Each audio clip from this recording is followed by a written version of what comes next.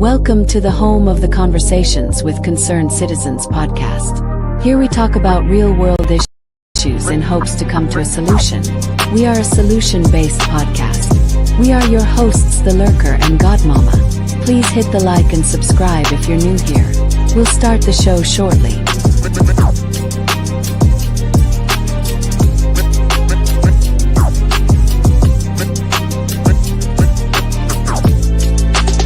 Conversations with Concerned Citizens podcast.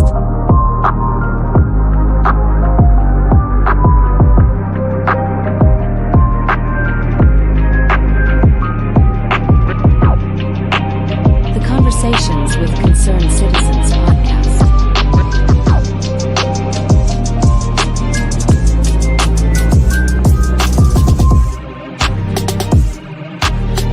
The Conversations with Concerned Citizens podcast.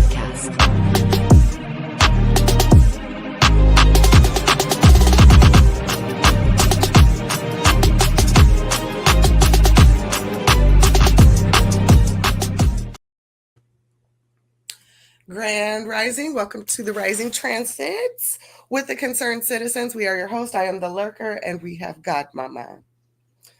We are coming in quick. We coming in hot. We coming in quick. We coming in hot. We are at the 5th day, right? We're on the 5th day of Black History Month. Ooh-wee, y'all. We've made it 5 days so far, and look at us, still thriving. Amen. Amen. So we've got a couple videos we're going to play for y'all today. Again, we're just trying to get back in the algorithm, get our watch hours up. So as you trickle in, please hit the like, share us out. Feel free to, let your opinions known in the comment section. Yesterday was a busy day for the Capitol. We had some protests. We had some visitors. Netanyahu was here. The Senate met yesterday. They had a conversation about fentanyl and the crisis that's going on surrounding that. Just a lot of stuff popped off yesterday. So we're going to recap some of that with y'all. And we're going to make it do what it do over here. And I think what we have up first is the protest. We have a protest. They were outside yesterday. They were upset about Elon Musk. Baby, and they have some words for him. Okay, they are upset. Talk about nobody elected Elon. Well, nobody elected Kamala. Okay, right. Nobody elected Fauci. Nobody elected Bill Gates. Yeah, come on now. The list can go on. Nobody elected Mark Zuckerberg. And he was all up in the mix during 2020 COVID situations. Don't play with me. Okay. Let this, I want to see what this autistic man has to offer us. I really do. Again, I don't support everything Trump and Musk and these other people have going on, but I really enjoy the shakeup that's happening. Okay. People are losing their damn minds. Okay. And I want to know why. Where's this money going? Okay. I want to know. Because that's what they're so upset about is the money. Then that's mainly what this protest is what they're protesting about is he now has access to their information and their pay. Right. And they don't like that. So Elon Musk may not be the best candidate for it. However, he's not bought. Yeah, he can't be bought and paid for. So there's that. Yeah, people are worried. He's got my social security number. And so does CashApp. Okay. Right. And so does CashApp, bitch. What are you doing here? Okay. Let's not get ahead of ourselves, y'all. All right. Well, let's see what this protest has going on. I'm not going to play the whole thing. I'm probably going to play, maybe the first 20 minutes or so.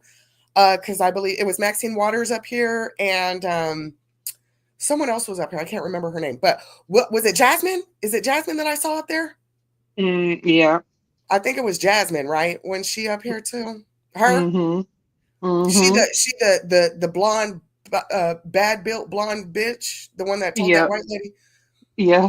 And she's also, now mind you, she's also okay with transgenders and all that other stuff. So she's really fighting for the DEI and all that. Jasmine is. Jasmine Crockett, I think. I can't recall. I think her last name is Crockett. Yes. Okay, Jasmine Crockett. She was going up against Nancy Mace over there in the Capitol not too long ago. We played a little bit of that as well. All right, y'all. Well, let's see what they have to say. Y'all get comfy, get your coffee, get your tea. Let's get this rising transit started, baby. Ooh wee, all aboard.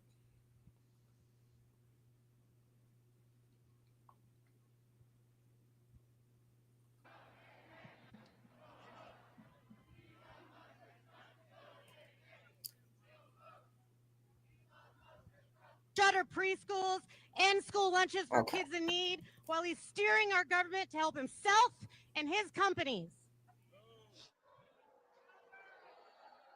And it's just one piece of the Trump Musk plan to take money away from us, the people, and replace it with tax cuts for billionaires. Did you vote for that? It's outrageous. It must end. That's why we're here today. It's why on Sunday night, over 50,000 people joined us on a live stream to take action and call on their members and their senators to fight this. And our elected officials are listening. Many of them are here with us right now.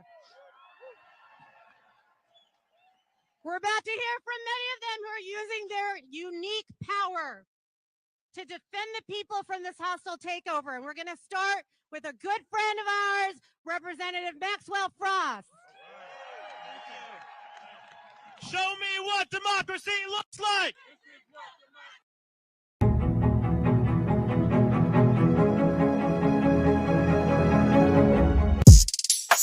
Please hit the like. Thank you. Elected members of Congress. We're here today because an unelected billionaire and his team have been given full and unfettered access to our taxpayer money and our government.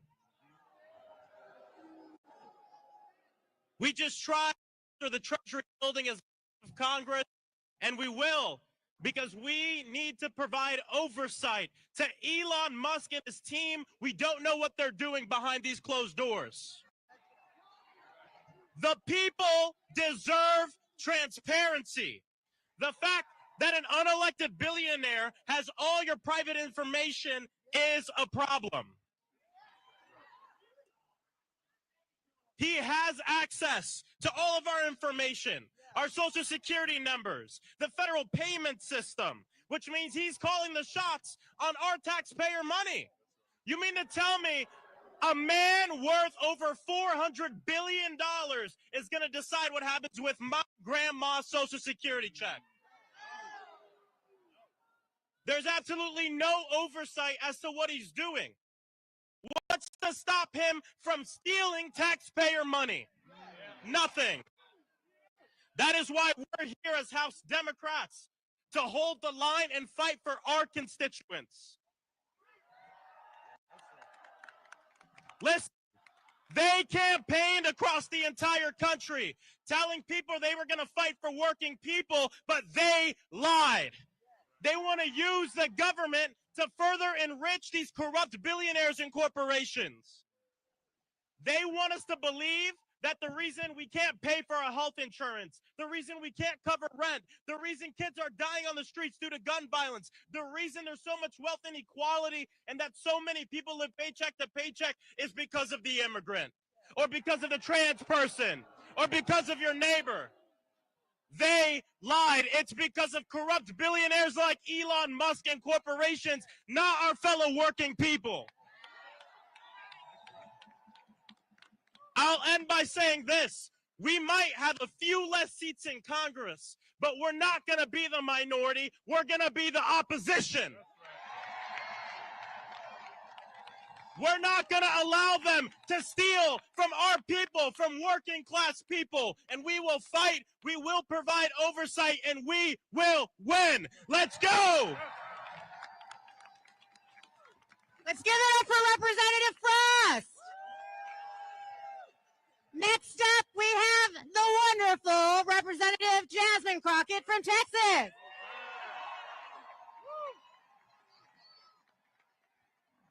I'm going to try my best not to preach.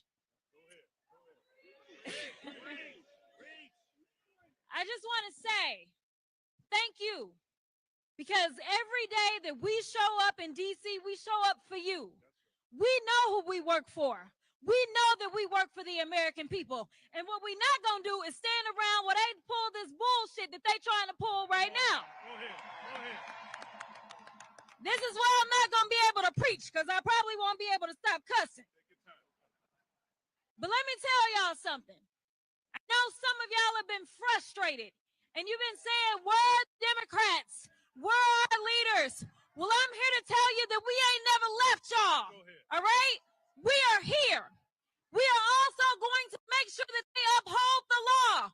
We are not going to sit around while you go ahead and desecrate our Constitution, or you look at the laws that have been passed into law and say, never mind, we'll just ignore that. Instead, we are going to be in your face. We are going to be on your asses, and we are going to make sure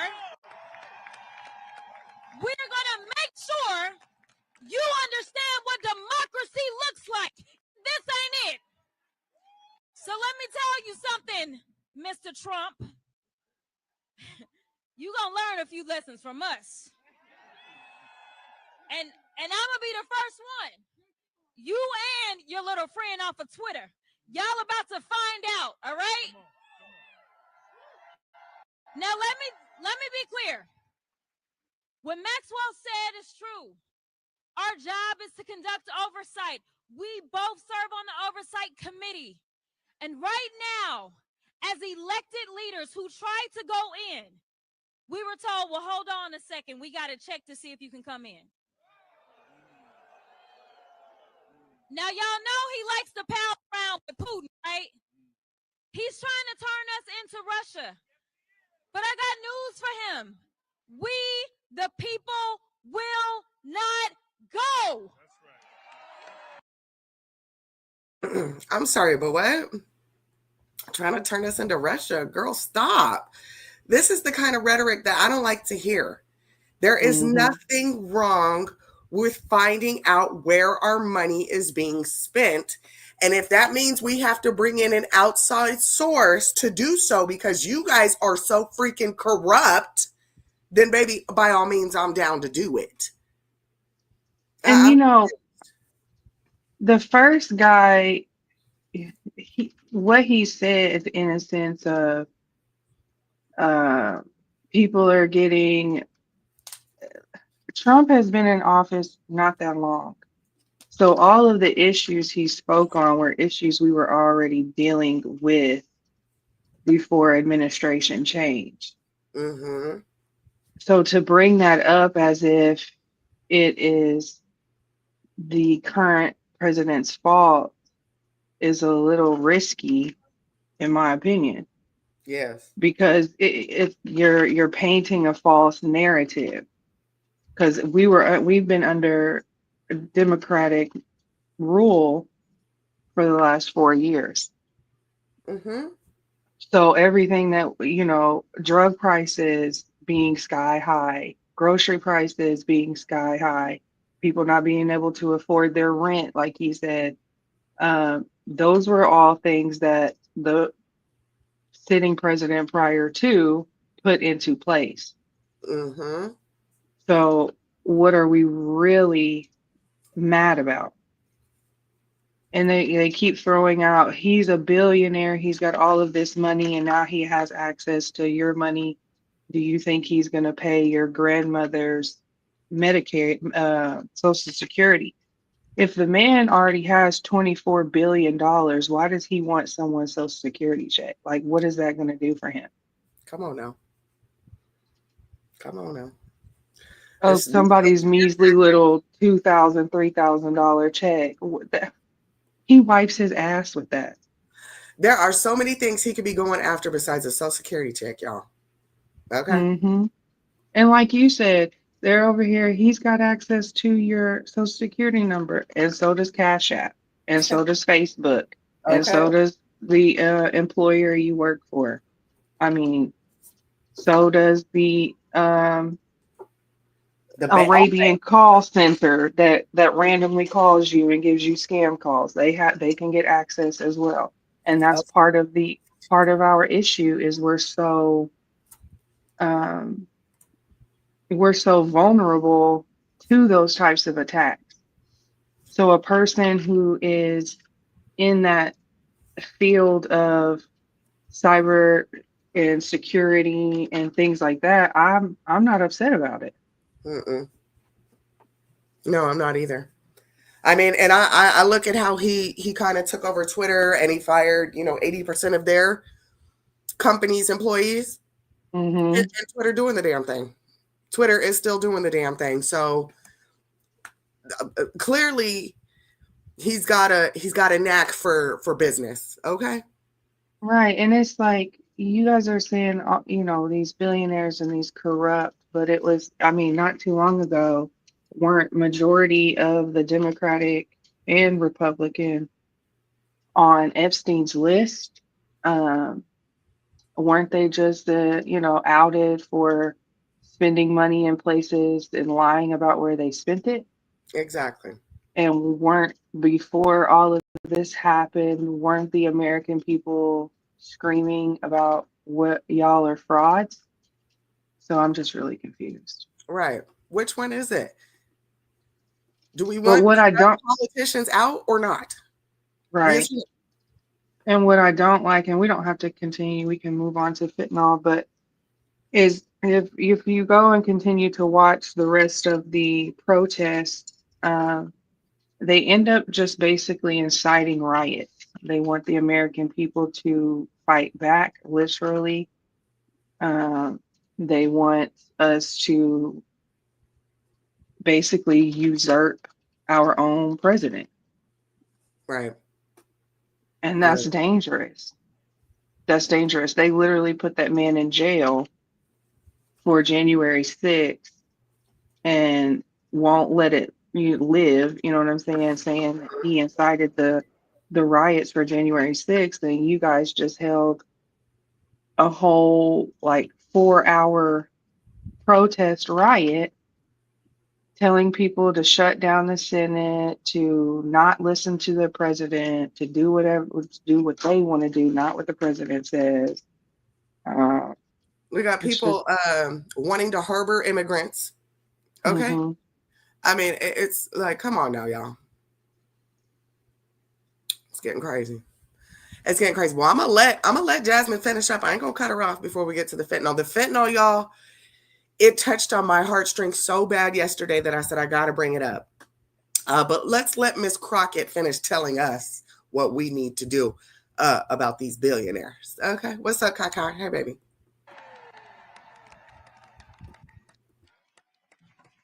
It's cold out here, and yup, yeah, we won't go. We won't go.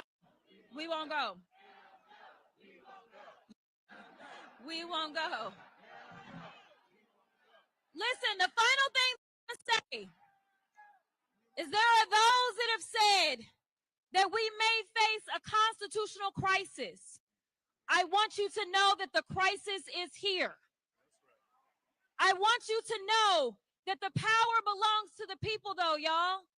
Do not feel powerless. In this moment, as the vice president said as she conceded the election, she said, dark times may be ahead of us, but she said it's only in the darkness that we can see the stars. I am telling you right now that the stars are right here. It is time for us to shine. It is time for us to be heard. It is time for us to make sure that they know we will not go. Thank you. All right, next up we've got Senator Jeff Merkley from the great state of Oregon. We'll bypass Senator whatever, but I wanted to hear. Oh no. Okay, let's listen to Maxine. I gotta hear Maxine, y'all.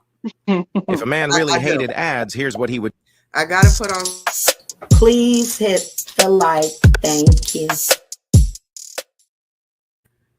Merkley, All right. thank you. And I'd like to introduce Auntie Maxine, representing Maxine Waters with California. Not Auntie. Not Auntie. Hello, way. We have convened here in the right place, the Treasury Department. We have got to tell Elon Musk, nobody elected your ass. Nobody told you you could get all of our private information. Nobody told you you could be in charge of the payments of this country. We have told you you've made enough money off our government yourself. And now you want to take everybody else's payroll and make sure that they don't make the kind of money that you've made. Oh, you want to use our money to go to Mars? No, we want to use our money right here in Washington, D.C., in this country. We want to make sure that all of our federal employees are protected. We've got to make sure that you know and understand nobody elected you. You think you're the president of the United States of America, the co-president that can take over, go into our private payment system and do whatever you want to do. You got another thought coming. We're going to stop you right now. Ladies and gentlemen, we're at a crisis in this country. We're in a crisis in this country because Trump and Elon Musk and the billionaires have decided they're going to put us all in our place. They're going to run this country. They're going to make sure that they take over everything. Are we going to let them do that? Are we going to let them run this government in the way that they can make even more money?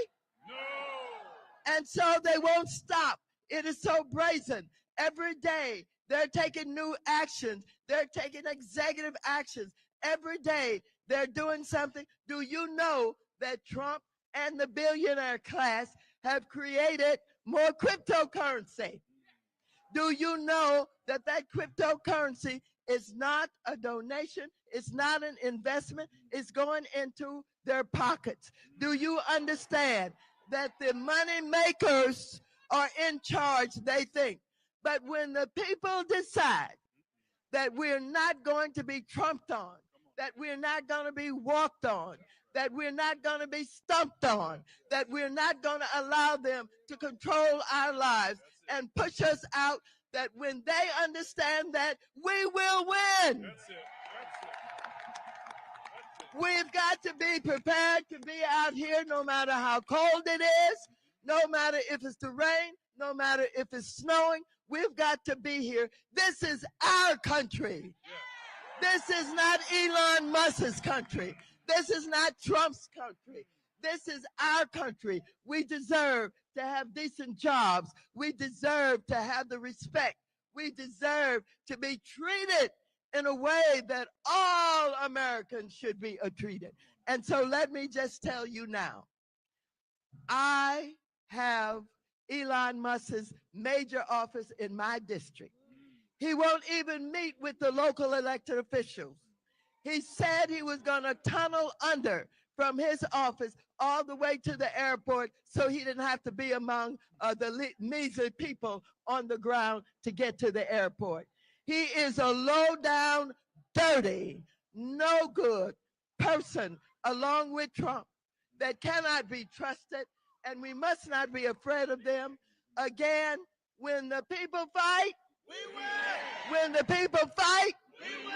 When the people say that you'd better see us because we damn sure see you. Thank you very much.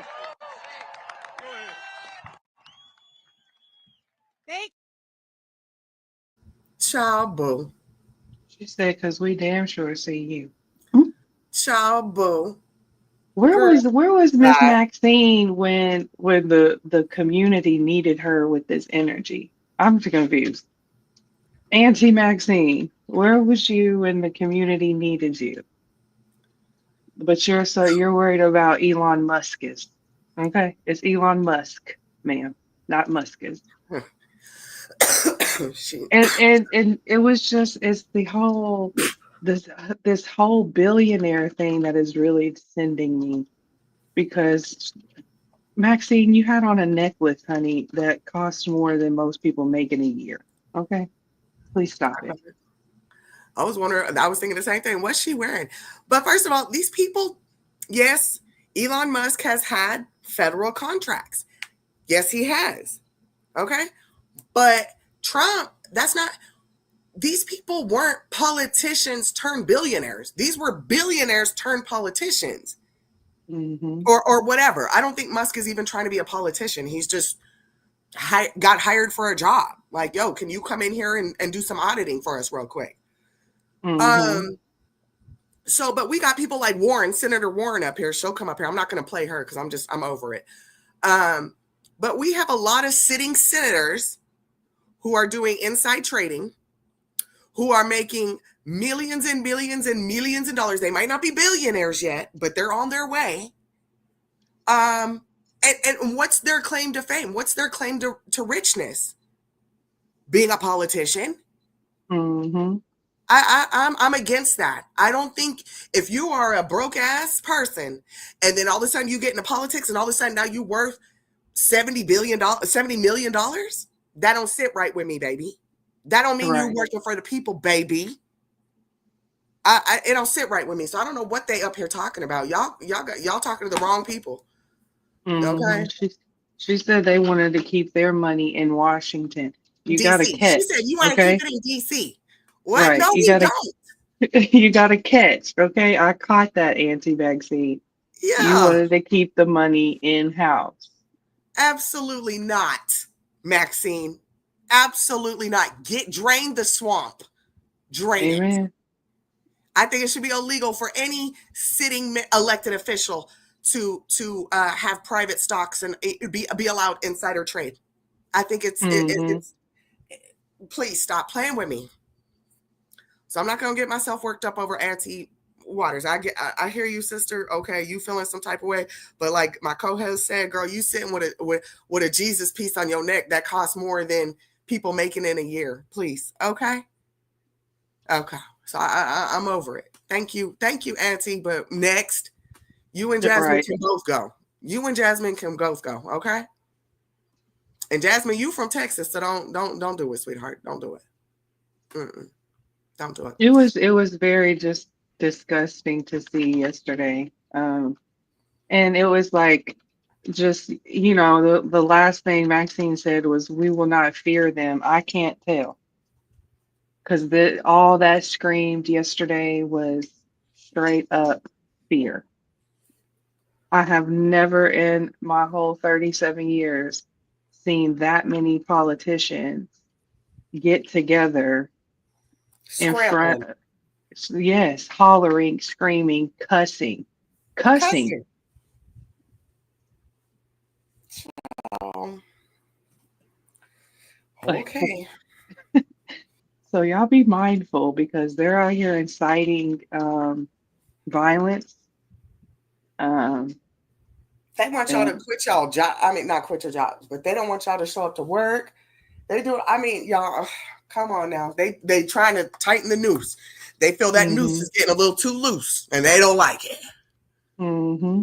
Oh, now they want Americans to fight. Y'all didn't want us to fight when Biden won, though, right? Right. Let's keep that same energy y'all had when Biden won. Mm-hmm. Y'all be all right. Y'all will be all right. So let's switch gears, because Auntie, she's talking about we're in a crisis. No, baby. Not with Elon and Trump. We're in a crisis over here with this fentanyl, y'all. I watched this yesterday. We're going to switch gears, and we're going to this is about 2 hours long. I do not know how much I'm going to play of it, but there was a lot of good information in here. I learned a lot from this little committee hearing yesterday. Y'all know I have young, they're older, but young children, young adults in my home. So this affects all of us. I have a kid in high school and a kid in college. Those are good old ages to get experimenting and doing some stupid stuff, right? Mm-hmm. So I sat and listened to this, and baby, I was appalled. This is where the real crisis is the fentanyl, y'all. I didn't even know it was that bad. I'm an 80s baby, so I heard about the crack epidemic. I heard about the heroin situation. Hell, I even heard of survived through the ecstasy pandemic or situation, right? Mm-hmm. Ain't none of it been like this fentanyl, baby. Ain't none of it been like this fentanyl. And I had no clue it was this severe. I had no idea until I sat and listened to this yesterday. I think there's 2 parents that come up to speak. And they come up towards the end. Again, I might just kind of skim through this. I don't think I want to play all of it, but I do want to, I want to listen in, share with y'all what I listened in on yesterday. On some of these details, y'all. It was alarming. I said, whoa, whoa, whoa. I didn't know it was that bad. I didn't know we had gotten that bad with the fentanyl, y'all. So Yeah, it's let's awful. listen. It scared me. I said, oh my gosh. 7 out of 10 pills, street pharmacy style, laced with fentanyl. Fentanyl's killing more people than highway deaths. Fentanyl is the #1 killer. Well, I'll just let them tell it. Y'all ain't got to hear it from me. Let's hear it from the Senate committee right here. Let's let them tell us what the real crisis is. It ain't got shit to do with what Maxine was talking about. Let's clean our country up. Y'all don't want to clean your country up? Ciao, boo. I do. Well, we welcome everybody for this very important hearing. What's up, King We Unlock? Hi, baby. Obviously, you know it's on fentanyl and fentanyl-related substances. Before I begin, I want to take a moment to welcome members in the audience. We have about 30 guests, including parents of kids who have tragically died from fentanyl poisoning, as well as law enforcement officers who have a strong interest in this issue. We thank you all very much for your support of this hearing by being here. Fentanyl accounts for a vast majority of drug overdose deaths in the United States every year. In the last full year for which we have data, that'd be 2 years ago, around 75,000 lives were lost to fentanyl alone. And that happens to work out to be about 200 people dying every day. We titled this hearing, quote, "The Poisoning of America," end of quote, because most Americans don't know that they're taking fentanyl. Many are children who think they're taking something else that turns out to be laced with fentanyl. There are countless families with tragic stories. One family in Iowa, the Arwine family, Lisbon, Iowa, is one of them. Lori Arwine sent us a letter that I'd like to introduce into the record, and I'll do that without objection. Lori's youngest son, Bailey, was taken on April the 5th, 2022, 22 years old. He was not a drug addict. He did not think he was taking fentanyl, but the pill he took was laced with it. Lori wrote, quote, "Fentanyl stole our son's future and the joy of watching Bailey marry the love of his life, have a mother-son dance, watch him buy his first home, watching him become a loving father, and our joy of having more grandchildren.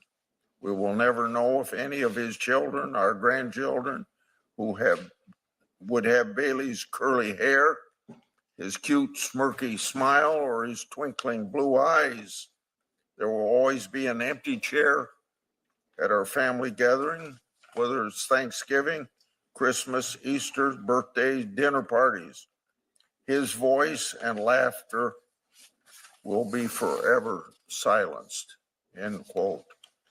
Maybe the saddest part of the fentanyl crisis is that so many parents can tell a similar story of loss. In fact, we have many of them with us here today, including 2 of our witnesses. Anyone with $10,000 or more in credit card debt or personal loans may qualify for help from National Debt Relief. Do you see what I mean? Do you see the delusion? voices heard. Thank you for doing what you can do to keep other parents from going through what they've gone through. How long do we have to keep suffering through this attack on our children? This is not an easy problem to solve, but there are certain parts of the problem that are simple to address. For one thing, common sense border control will help stem the flow of fentanyl. We have no idea how many pounds of fentanyl were carried in the gotaways. That will never show up in any statistics. We also have no idea how many surges of illegal immigrants have been used by the cartels as distraction to push drugs through our understaffed ports of entry. Thankfully, the Trump administration is taking this threat seriously. Another simple thing to address is fentanyl knockoffs. Fentanyl is a substance easily changed by drug cartels to bypass the legal scheduling while becoming even more deadly. That's why in 2018, the Drug Enforcement Administration scheduled fentanyl drug offs as a class using a formula created by an emergency room doctor. He's here today, and I thank you for coming, and he'll tell us more about that problem. Congress temporarily extended the scheduling over and over. We've played this game for too long. It's time to make this temporary scheduling permanent so that the drug cartels do not have the opportunity to flood our country with even deadlier versions of fentanyl.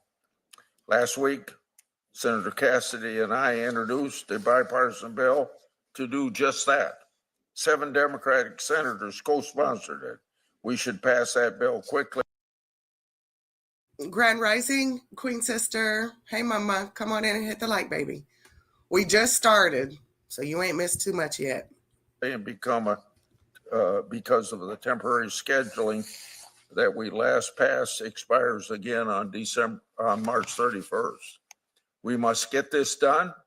We must also support President Trump's attempt to secure the border and deal with the Mexican drug cartel. Americans' children need us to act, and I'm glad to have Senator Durbin speak now, but I'm also glad that he's sympathetic to what we're trying to do, because I know you know it's a problem. Certainly do, Chairman Grassley, and I'm glad you held this hearing. This is a bipartisan issue, as it should be, to discuss fentanyl and the devastating impact that opioid addiction has on America. In just a decade, this synthetic opioid has emerged as the deadliest drug in American history. All it takes is 2 milligrams. That's a fraction of the size of a penny to cause an overdose. It is so cheap that dealers are lacing lethal amounts into street drugs like cocaine and heroin, and their buyers are none the wiser. There's an overdose crisis in America, but we've learned that evidence-based solutions reduce death. In fact, in 2023, overdose deaths actually decreased for the first time since 2018, going down by more than 10%. We need to look at every factor that contributes to this reduction: counseling and treatment, training for first responders, naloxone to our hardest hit communities, all make a difference. We must also address how this poison gets in the hands of the most vulnerable people in America, our kids. Too often, fentanyl is peddled in the open on some of the world's largest social media platforms. Last Congress, the Judiciary Committee advanced several bipartisan bills that would finally hold these companies accountable and demand safeguards be put in place to protect our children. One of the bills is the Cooper Davis Act. Cooper is a 16-year-old Kansas teen who tragically lost his life to a fentanyl-laced pill he bought through Snapchat. This bill would require big tech companies to take a more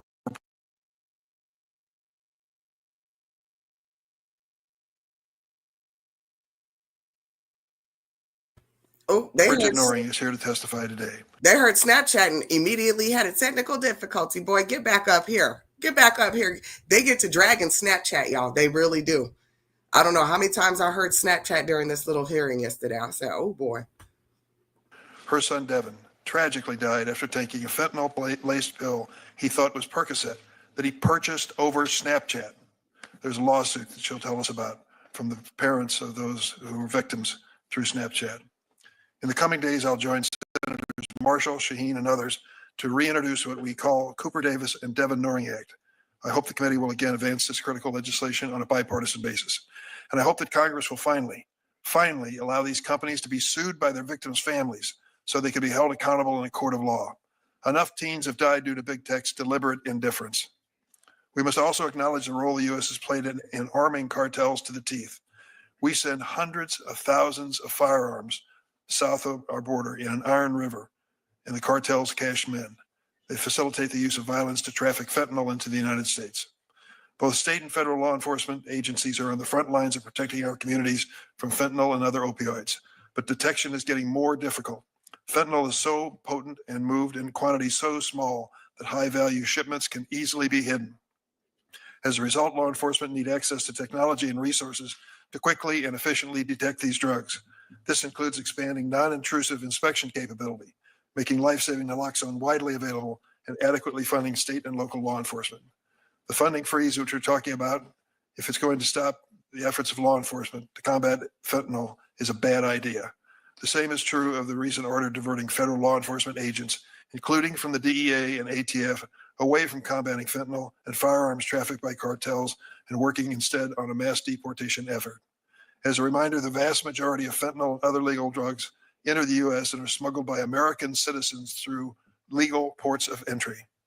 I'm also gravely concerned about the negative impact of mass removals of senior career law enforcement at Department of Justice and FBI on it and our ability to hold traffickers accountable to cut off the supply of fentanyl. The recent actions we've seen distract us from the need to take a comprehensive, bipartisan approach to tackling this crisis, including investing in addiction prevention and treatment, enforcing and strengthening our gun laws, giving federal, state, and local law enforcement the resources they need to do their jobs effectively. Getting fentanyl off the streets is a Herculean task that will require all of us to come together and work across the aisle to make this country healthier and safer. Thank you, Mr. Chairman. Thank you. I'm going to introduce the majority witnesses, and Senator Durbin is going to introduce his witnesses. And then I wanted to announce that at approximately 7 or 8 minutes to 11, I'm going to leave the committee meeting to open the Senate, and Senator Cornyn will act as chairman while I'm gone. Our first witness, Jaime Perita, is a U.S. Marine Corps veteran, president of an organization, Victims of Illicit Drugs, and that goes by the acronym VOID for short, which is an organization he found after he lost his 6-year-old son, Daniel, to fentanyl. VOID is a nonprofit dedicated to educating drug use on social media platforms. Mr. Perita, I think I speak for everyone on this committee when I say that we're deeply sorry for the loss of your son. Next, Mr. Tom Westlake is a driving force behind today's class scheduling policy and has fought against the drug epidemic for over 30 years. He's a full-time emergency room physician and a part-time medical regulator in Wisconsin. He also provides medical direction for a statewide peer-to-peer drug recovery program. In the past, Dr. Westlake has served as chairman of the Wisconsin Medical Examining Board and was formerly a member of Wisconsin's Controlled Substance Board. Finally, Sheriff Don Barnes, thank you, Sheriff, is Sheriff Coroner of Orange County, California. He leads around 44,000 employees, operates one of the nation's largest county jail systems, and manages the Orange County Crime Lab. Sheriff Barnes also serves as the Major County Sheriffs of America's Vice President for Homeland Security and as their chairman of the Intelligence Commander Group. Thank you all for once again being here today. I'll turn it over to Ranking Member Durbin now to introduce. The most affordable 12-month GLP-1 program. With the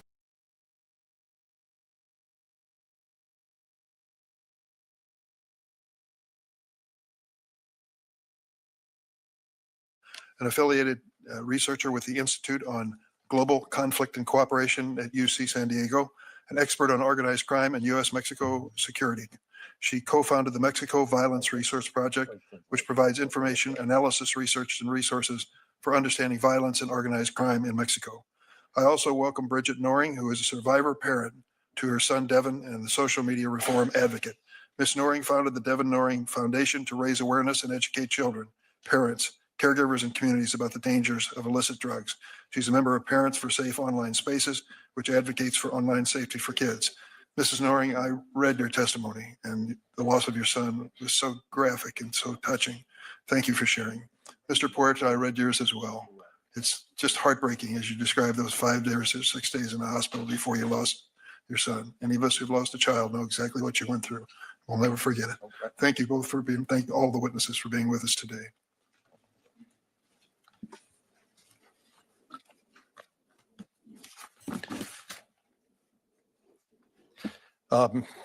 Mr. Ranking Member Durbin, I believe you're up first.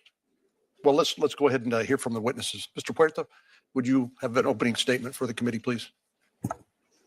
Good morning, Chairman Grassley, Ranking Member Durbin, and esteemed members of this committee. My name is Jaime Puerta, and I'm the president and co-founder of Victims of Illicit Drugs, VOID, and co-chair of Project Facing Fentanyl Now. Joining me today are Mr. Steve Filson, a retired police officer and secretary-treasurer of VOID, as well as Ms. Andrea Thomas, chair of Project Facing Fentanyl, and Ms. Gretchen Peters, CEO of Alliance to Counter Crimes Online, and other family members who have endured the profound loss of a loved one due to illicit fentanyl.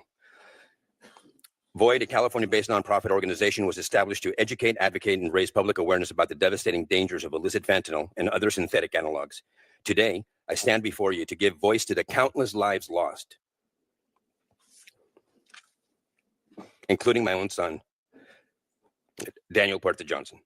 My son was not a habitual drug user by any sense of the word, nor had he been diagnosed with substance use disorder, but he was diagnosed with ADHD and depression. On April 1st, 2020, at the very beginning of the pandemic, I walked into my son's room and found him practically lifeless in his bed. In a state of shock and panic, I called 911 first, then his mother. Emergency services arrived at our home and immediately began CPR, and naloxone was administered.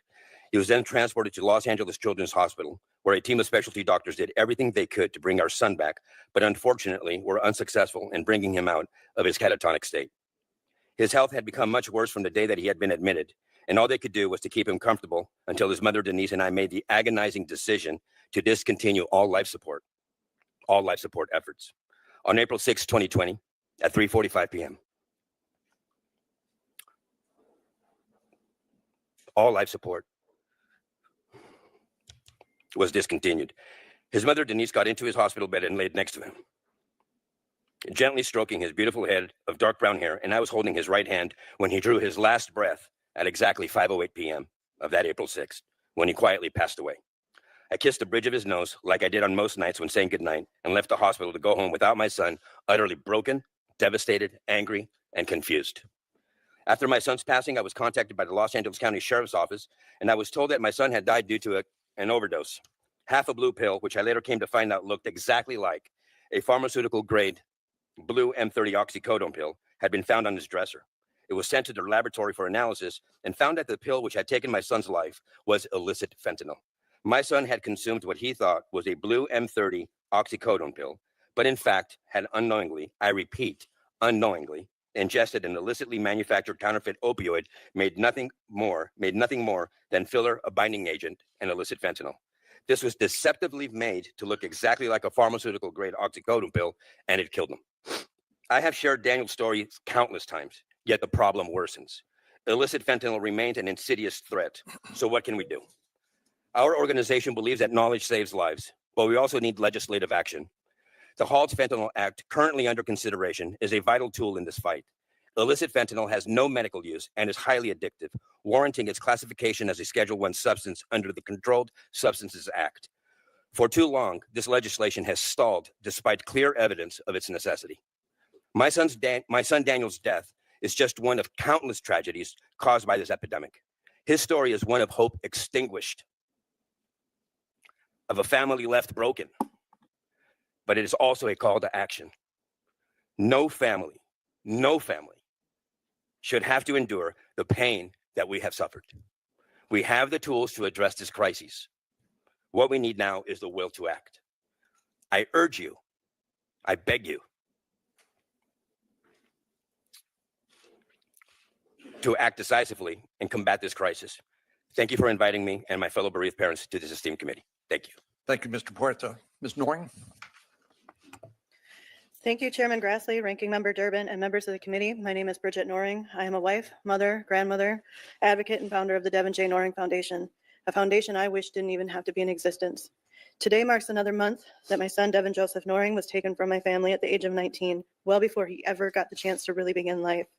You see, Senators, that is how parents like myself now measure time. It goes by the weeks, months, or years it has been since our children lost their lives.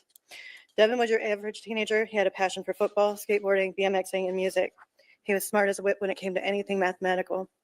He was his siblings, Haley and Caden's biggest protector. He had plans to go to California the summer of 2020 to look into schools to continue his music education and become the musician he wanted to be. Unfortunately, he never made it. He had been suffering from blackout migraines and dental pain that he'd been under doctor's care for. And at the height of the pandemic, those appointments were canceled, and we believe Devin was desperate by any means necessary to treat the pain. The morning after Devin and an acquaintance went onto Snapchat and connected with a drug dealer, he was found unresponsive in his bedroom by his then 14-year-old brother, Caden. His bedroom should have been the safest place in the world. And as I held him one last time, I promised my son I would do something. We later learned that Devin was poisoned by fentanyl, a single pill with enough fentanyl to kill multiple people. I now also know that social media platforms are one of the primary sources which unsuspecting teens buy all types of drugs, with the majority of them containing fentanyl. Senators, this crisis has many facets, and each should be addressed with care, empathy, and courage. Education, supply and demand issues, a lack of accessible, affordable mental health and recovery programs, and holding drug dealers and traffickers accountable for the devastating loss of life are all important issues to address, but we must do more.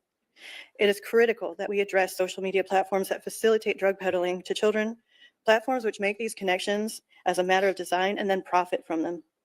We cannot say we are protecting our children until we face this fact and pass legislation to stop it. In the spring of 2021, myself and several families were invited to meet with executives from Snapchat. Today, that meeting is what drives my fuel for social media reform. Snapchat's executives claimed that they had no idea this was happening, even though Snapchat and other platforms have been used for drug sales for years, and this has been widely reported by the media. They blamed us as parents and told us that due to Section 230, we had no power to hold them accountable in court. Senators, if someone opened a brick and mortar store and sold these drugs to our children out of that store, we would be held accountable. We would be shut down so fast. So I asked, why do the same rules not apply to social media? Since losing Devin, my family has watched drug dealers continue operating on Snapchat, Instagram, Telegram, and while we got zero justice for Devin's death, I'm proud to say we aided in the indictments of individuals with ties to the Sinaloa cartel in Minneapolis. I believe there were 19 members of that indictment. I'm grateful to the Hastings Police Department, Dakota County Drug Task Force, and U.S. Attorney Andrew Lurker's work on this case. In speaking about Devin's story with middle and high school students, kids have shared the toll Snapchat takes on their mental health and how on average they are spending 26 plus hours a week on these platforms. That's why my family and so many others fight hard to support the Kids Online Safety Act. I thank Senators Blumenthal and Blackburn for spearheading this vital legislation on behalf of our children, because COSA is the crucial foundation for social media reform. I am blessed to work with my congressional representatives, Senator Amy Klobuchar and Representative Angie Craig. I want to thank Congresswoman Craig for introducing the Cooper Davis and Devin Noring Act, and Senator Klobuchar for acting on her commitment and promise to help parents achieve accountability for big tech.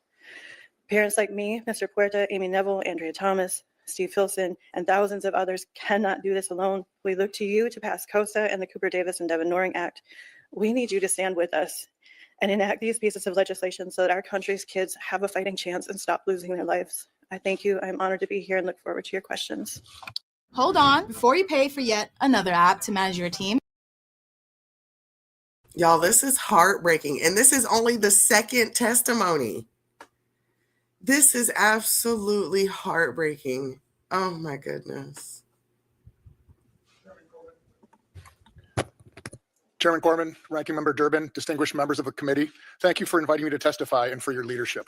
Before I talk science, I wanted to tell you the last time I used Narcan, it was just days ago. It was a quiet night shift in the emergency department, and I was mulling over my testimony for this very hearing when I had to rush out to a car that screeched into the ambulance bay. It was driven by the girlfriend of a patient who took what he thought was a Percocet. It was actually a lethal dose of fentanyl. He wasn't breathing and was about to go into cardiac arrest. We pulled him out and quickly resuscitated him with Narcan. Within a minute, he went from being blue and pulseless to being wide awake. He went home with his family that night. He was lucky this time. This is my reality and that of so many emergency physicians across America. We have a problem in this country and it requires all of us to work together to solve it. First, I'd like to clarify what fentanyl-related substances, or FRSs, are and why permanently scheduling them as a class is a critical policy tool.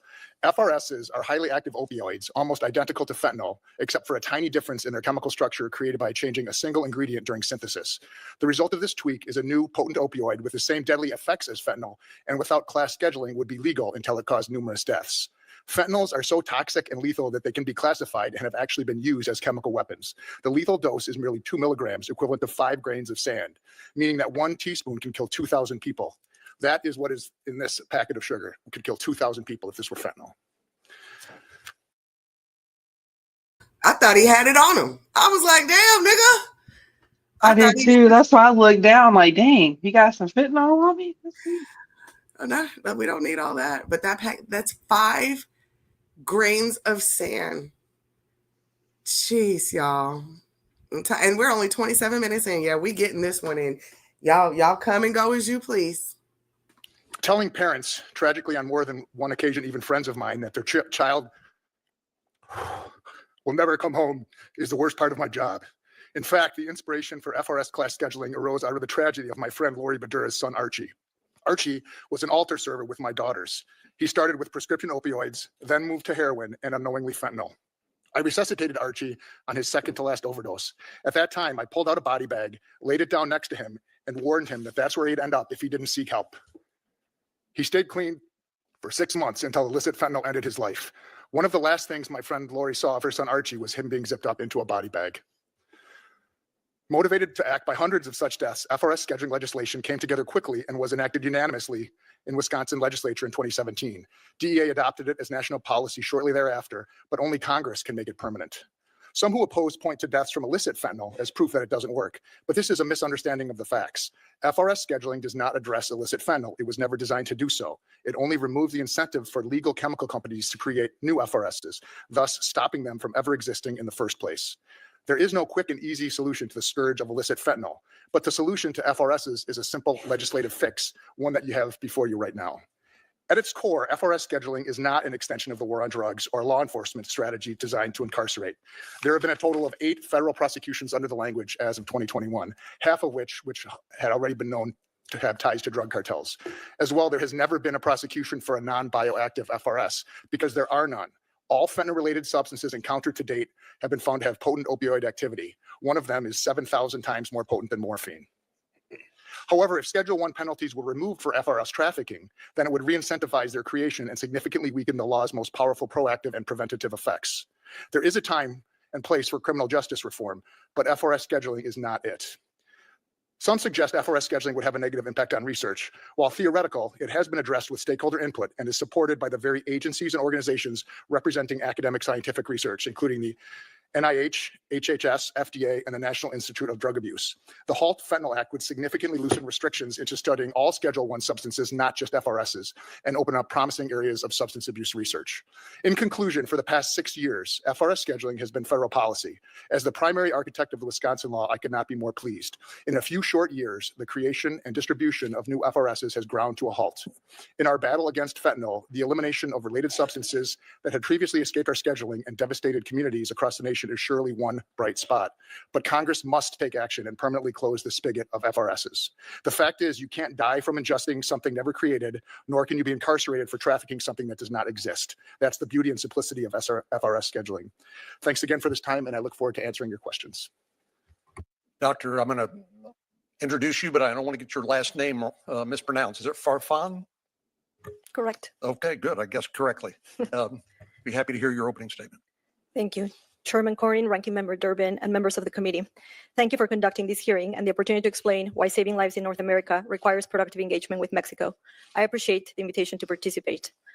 I am an expert on organized crime and U.S.-Mexico security cooperation. As an alumna of the Fulbright program, I am convinced that transnational problems require transnational solutions. To the families who testified today, I acknowledge your grief. There are no actions that can reverse the tragedies you have experienced. My testimony today does not seek to invalidate yours. On the contrary, it is precisely because I have witnessed and collaborated with families on both sides of the border that have lost loved ones to overdoses, homicides, and disappearances that I am here to offer what I believe is a more helpful and sustainable path forward. On January 22nd, Secretary Rubio stated that America's foreign policy must be justified by answering 3 simple questions. Does it make America safer? Does it make America stronger? Does it make America more prosperous? As a scholar who has dedicated her professional career to studying and working towards constructive U.S.-Mexico relations, it is my strong professional opinion that the United States can only be safer, stronger, and prosperous if its neighbors are afforded the same opportunity. Suffering on both sides of the border is inextricably linked. The U.S. is facing one of its worst public health crises due to the availability of illicitly manufactured fentanyl, and Mexico faces its own lethal epidemic with 70% of homicides perpetrated with a firearm. More than 40% of Americans know someone who has died from an opioid overdose. Equally important, homicide is the leading cause of death for men ages 25 to 44, and the second cause of death for women ages 15 to 24 in Mexico. Worryingly, the urgency to save lives is reviving the worst policy failures of the war on drugs. With thousands of lives at risk on both sides of the border, it is urgent that the U.S. and Mexico implement policies based on facts. Through their public sectors, civil society, and academia, both countries have developed robust evidence on how to acquire and maintain the health and safety of our communities. Fentanyl and firearms trafficking have changed dynamics in criminal markets, but these changes are not as simple as prevailing narratives of organized crime suggest. Even though places like Sinaloa, Mexico, have been portrayed as a Shangri-La for criminality, transnational drug trafficking in Mexico to the U.S. is not masterminded by 3 men hiding in the mountains. There is no special narco highway connecting the highlands of Sinaloa to the street of LA or Philadelphia, but actors in Mexico and the U.S. that take advantage of legal economies for the advancement of illicit activities. For example, the most recent data from the U.S. Sentencing Commission shows that for fiscal year 2023, 86.4% of people sentenced for fentanyl trafficking were U.S. citizens. Serious policy conversations on addressing mortality caused by synthetic drugs cannot be separate from firearms trafficking. Low production costs are often cited as a key reason suppliers moved away from heroin and into synthetic opioids like fentanyl.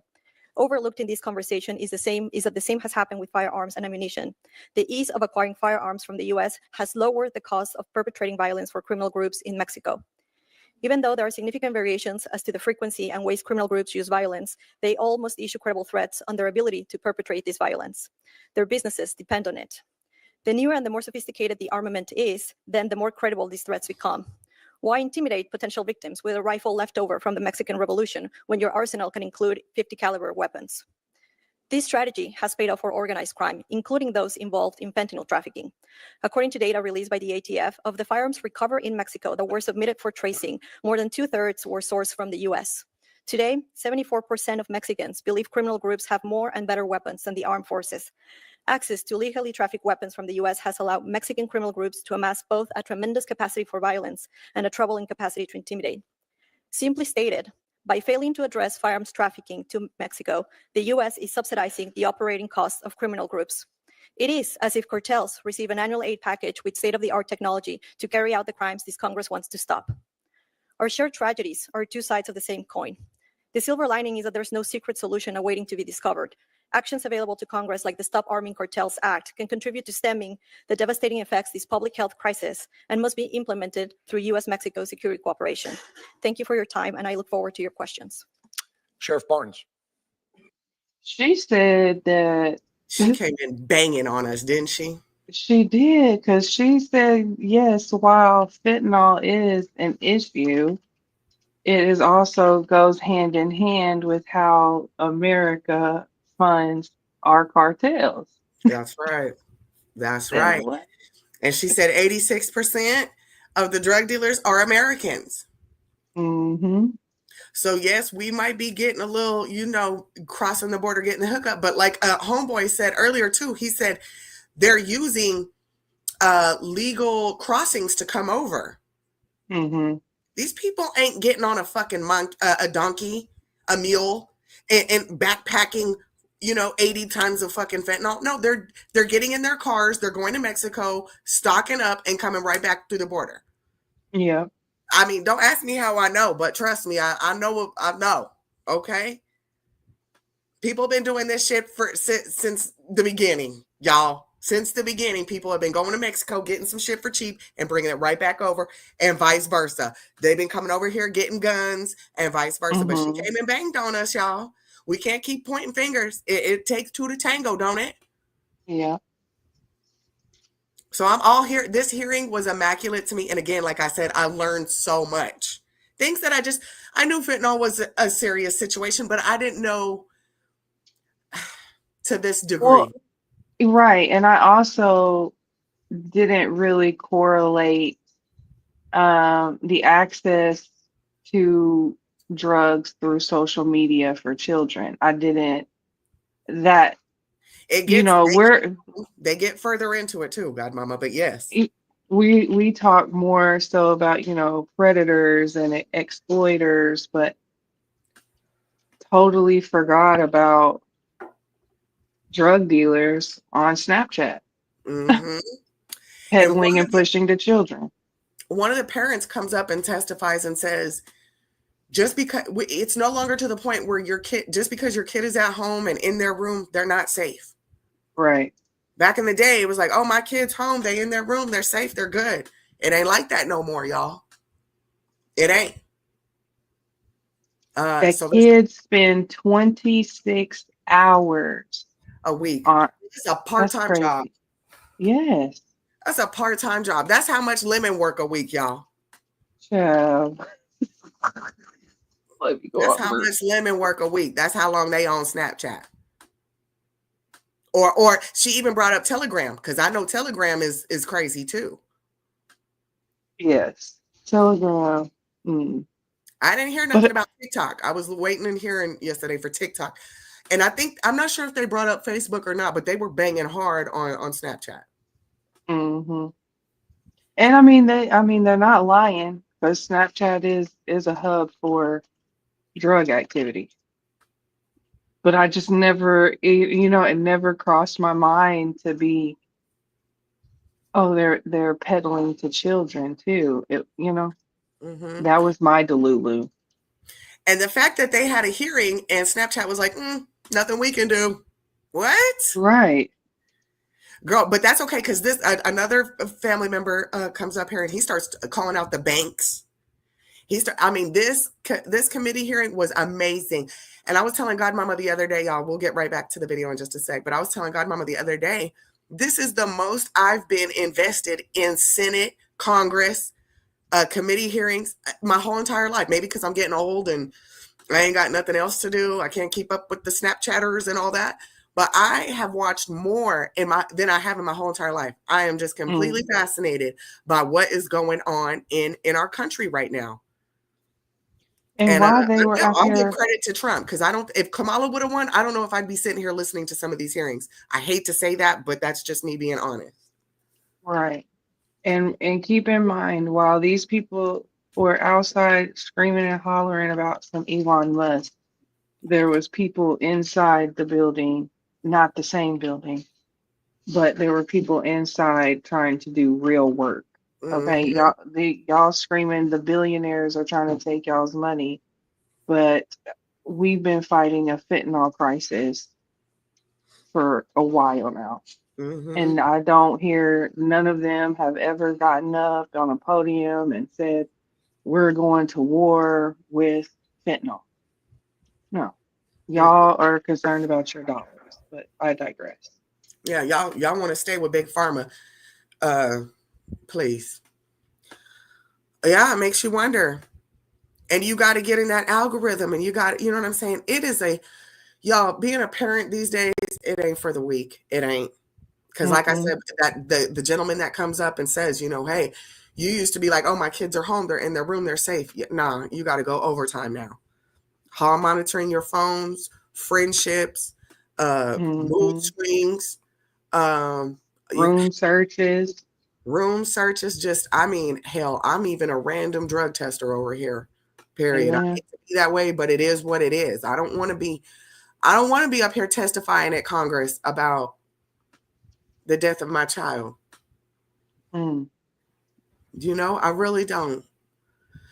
So, like I said, this one's heavy, but I need to be aware. I am a concerned citizen. What the hell is going on? Okay? What is going on? Let's get back to it, family. Oh, y'all see, I don't be paying for nothing. Come on, there we go. All right. Please hit the like. Thank you.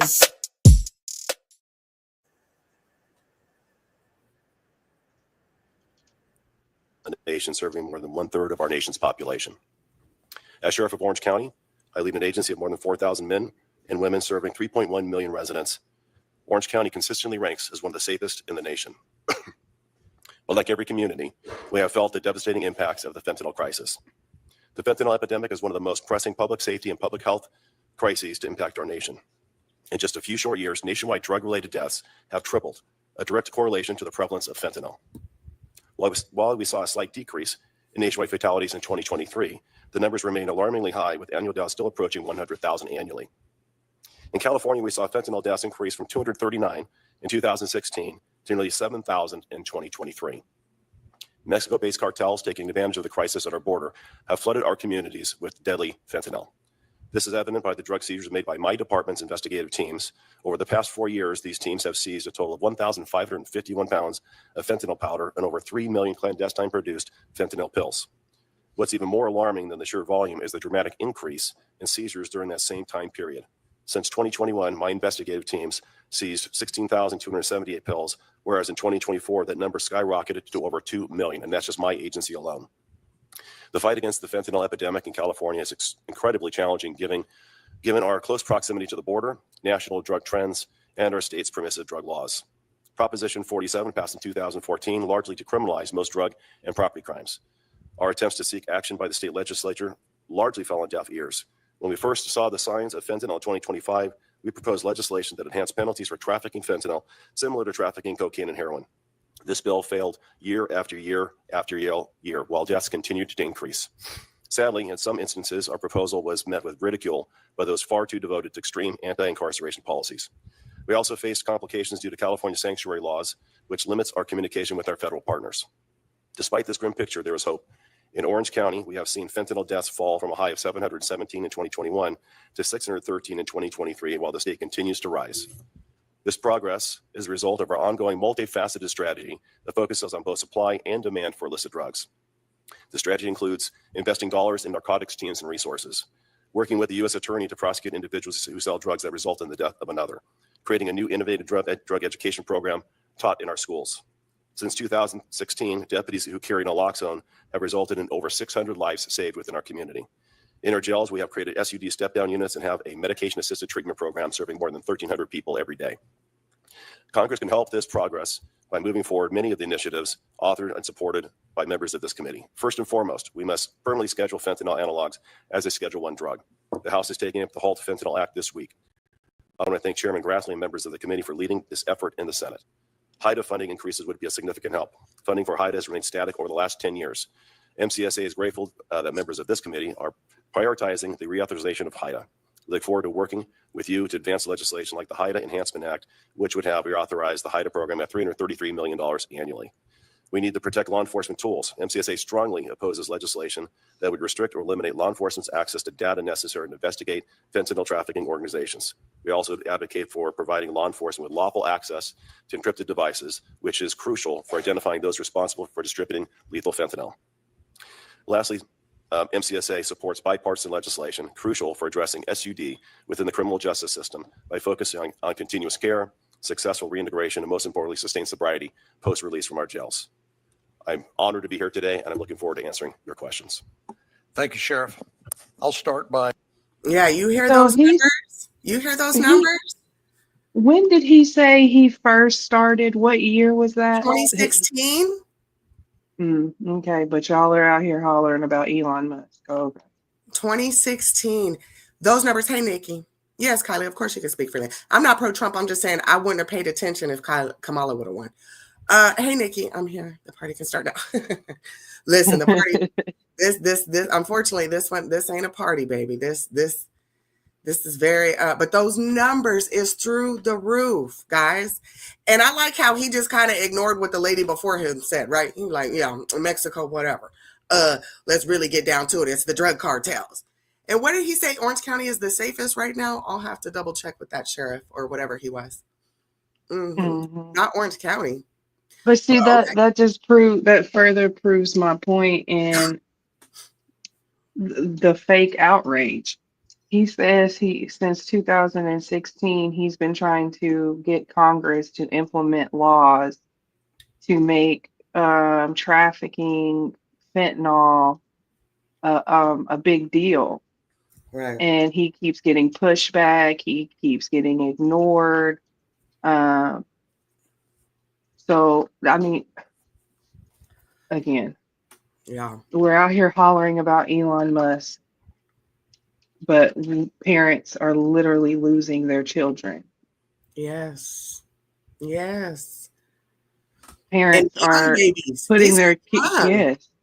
putting their kids to bed at night, going in the morning, and they're not breathing. And that's what I say. People think, I mean, oh gosh, let's get into it. Because these parents, I mean, Father God, be with them. Round of questions, and then we'll turn to Senator Durbin. Mr. Puerta, Ms. Noring, I think it's only appropriate that we should express our condolences for your loss. You know, when things like this happen, I usually try to figure out, well, is there any way we can take something terrible and tragic and hopefully learn some lessons and make things better and save lives in the future? And so thank you for being courageous and telling your story. I know it's not easy, but it's very important for people across this country to understand how this can happen to them and their family. And having visited with a number of families in Texas, its various school districts, I've come to believe that this requires a layered approach, maybe starting at the kitchen table with awareness of our children to the threat, because none of them take these counterfeit drugs knowingly, at least knowing that it will take their lives, that it contains a contaminated fentanyl. But I do believe it's going to require all of us, from parents, families, to school districts, and local law enforcement, state and federal law enforcement, and border security. Mr. Sheriff Barnes, it's my understanding that most of the chemicals that go into fentanyl basically have been traced back to China. Is that your understanding as well? Yes, Senator, there is an issue with precursor chemicals transiting from China through our U.S. ports and directly to China. Yes. And as I understand some of the announcements relating to the tariffs that President Trump has announced, his administration has said this isn't so much a trade policy as it is an anti-fentanyl policy to finally get the Chinese government's attention to do something about the precursors that emanate from that country. But then, as you point out, they make their way to Mexico, where the cartels are putting them into pill presses and making them look like relatively innocuous drugs, only to turn out to be contaminated with fentanyl and take the lives of people unbeknownst to them. Do you believe that with improved border security, we can begin to stop some of the flow of the illicit drugs coming across the border, including fentanyl? Yes, Senator, what you described is a very complex system, almost a supply chain that starts in China, using transit, going to Mexico, the pill presses. It's not doing any one thing, it's doing 12 things simultaneously. So I do believe that addressing this issue is much more complicated than just any one thing. The HALT Act is a great start, but when you look at the pill presses, pressing pills, that's one issue. The border obviously is going to be the most significant issue as we shut down the border and the pathway for illicit fentanyl to make its way back into the United States. But it's that and many other things that have to take place. So I've heard Senator Durbin's statement, which I disagree with, that says that the vast majority of the fentanyl comes across the ports of entry transported by American citizens. Is there anybody on the panel who subscribes to that point of view? Dr. Farfan? Do you think any one of the 1.7 million gotaways during the last 4 years have been transporting fentanyl? 1.7 million of. Well, during the Biden administration, out of the millions of people that were welcomed into the country and released, there were 1.7 million that appeared on various sensors, cameras, and things like that evaded law enforcement and made their way into the interior of the United States. Do you think any one of those 1.7 million individuals that were evading law enforcement were transporting fentanyl? Do you want free crystals sent to you every month? Yes. I sure do. Okay. I was about to say, not the free crystals, girl. Please stop playing with us. We in the middle of something serious, white lady. Kylie, she calling out your crystals, girl. Free crystals. Fuck out of here, girl. Restate what I mentioned in my testimony. Data from the U.S. Sentencing Commission shows that 86.4 people sentenced for fentanyl trafficking in fiscal year 2023 were U.S. citizens. And that's not my question. I would also my question is about the people who evaded law enforcement. Is it possible that some of them, or maybe even many of them, were transporting illicit drugs, including fentanyl? As someone who studies organized crime, that would be a really bad business decision. Drug traffickers deal with a lot of It sounds to me like a very profitable decision on the part of the cartels to evade law enforcement and to be able to deliver your drugs, your load into the United States, only to make a lot of money from it. Why is that a bad business decision? Because from a business point of view, you would prefer to have smugglers who have a legal right to entry into the United States than an immigrant who is uncertain whether or not he or she is going to cross into the United States. So if you're looking at it from the point of view of, will we turn a profit or not in this particular shipment, putting your shipment in the hands of an immigrant who does not have a legal right to entry into the U.S. is actually a bad business decision. Sheriff Barnes, you agree with that? I do not. There's two different facets here. You have the trafficking of the narcotic, which is oftentimes in large bulk. In our experience in intervention and interdiction, as those are oftentimes residents of Mexico, the distribution of that or sales of it, I think to Dr. Farfan's point, might oftentimes be carried out by U.S. citizens in the drug trafficking market. So it's a combination of both. But the vast majority of the large quantities coming across, has been my experience, are being conducted by Mexican nationals. The distribution and sales inside the continental United States oftentimes has been carried out by U.S. citizens. Thank you. Senator Durbin. Thank you all for being here. How many of you would this be your first time to see the Senate Judiciary Committee? Would you raise your hand? A few of our witnesses and others, first time. My hand is raised. This is an interesting committee. Mine too. It represents the spectrum of politics in the United States Senate. We have the most Republicans and the most Democrats sitting on this committee. So you won't be surprised that many times we disagree. And that disagreement sometimes leads to good speeches, but very few laws. But there was an exception. 2 years ago, we took up this issue and started talking about what we could do to stop the spread of fentanyl and the deadly impact it's having on America. At least over the last 4 years, we've only recently seen a decline. Do you think that we've got a handle on the emergency drug threats? And if not, what do we need to do better? Chair Grassley, I don't believe we have a handle on it. I think we're finally responding to it. The CDC first reported back in 2014, just over 10 years ago, 4% of the nation's drug-related deaths were attributed to fentanyl. 5 years later, that increased tenfold to 40% and almost doubled all over again in the 5 years since. We've seen this coming. We've been non-responsive to it. So I think that we have seen an emergent trend. We have been playing defense. As I shared earlier with my response to Senator Cornyn, I believe it's not doing any one thing. It's doing a dozen things simultaneously that's going to put us in a better position. And first and foremost, as much as people don't want to recognize it, we have to deal with the demand side of this issue north of the border with our addiction crisis in this country to get people in sobriety, which will then deal with the narcotics economy on the supply chain side of it by eliminating the need for the narcotics north of the border. I think that's the most important thing that we can do as a country. My last question will have to be to Mr. Perda. Thank you for sharing your son's story. I said that before, but we can't say it too often. Some folks have said that scheduling fentanyl-related substances as a class creates a system that over-criminalizes drug crimes. What's your response to that? I'm Hispanic American. I'm Colombian American. And I believe that a lot, if not the grand majority of the children who are dying today, the New England Journal of Medicine came out with a report in January of 2024, and it came to the conclusion that in 2020, we were losing 22 non-addicted children in the United States of America per week between the ages of 14 and 18 years of age, mostly driven by illicit fentanyl pills that were deceptively sold to them. Are we to stand back and not do anything because we're going to over-criminalize this? Because that was rough. 22 unaddicted teenagers a week are dying. Every time I get up in That was that hits you in the stomach right there. That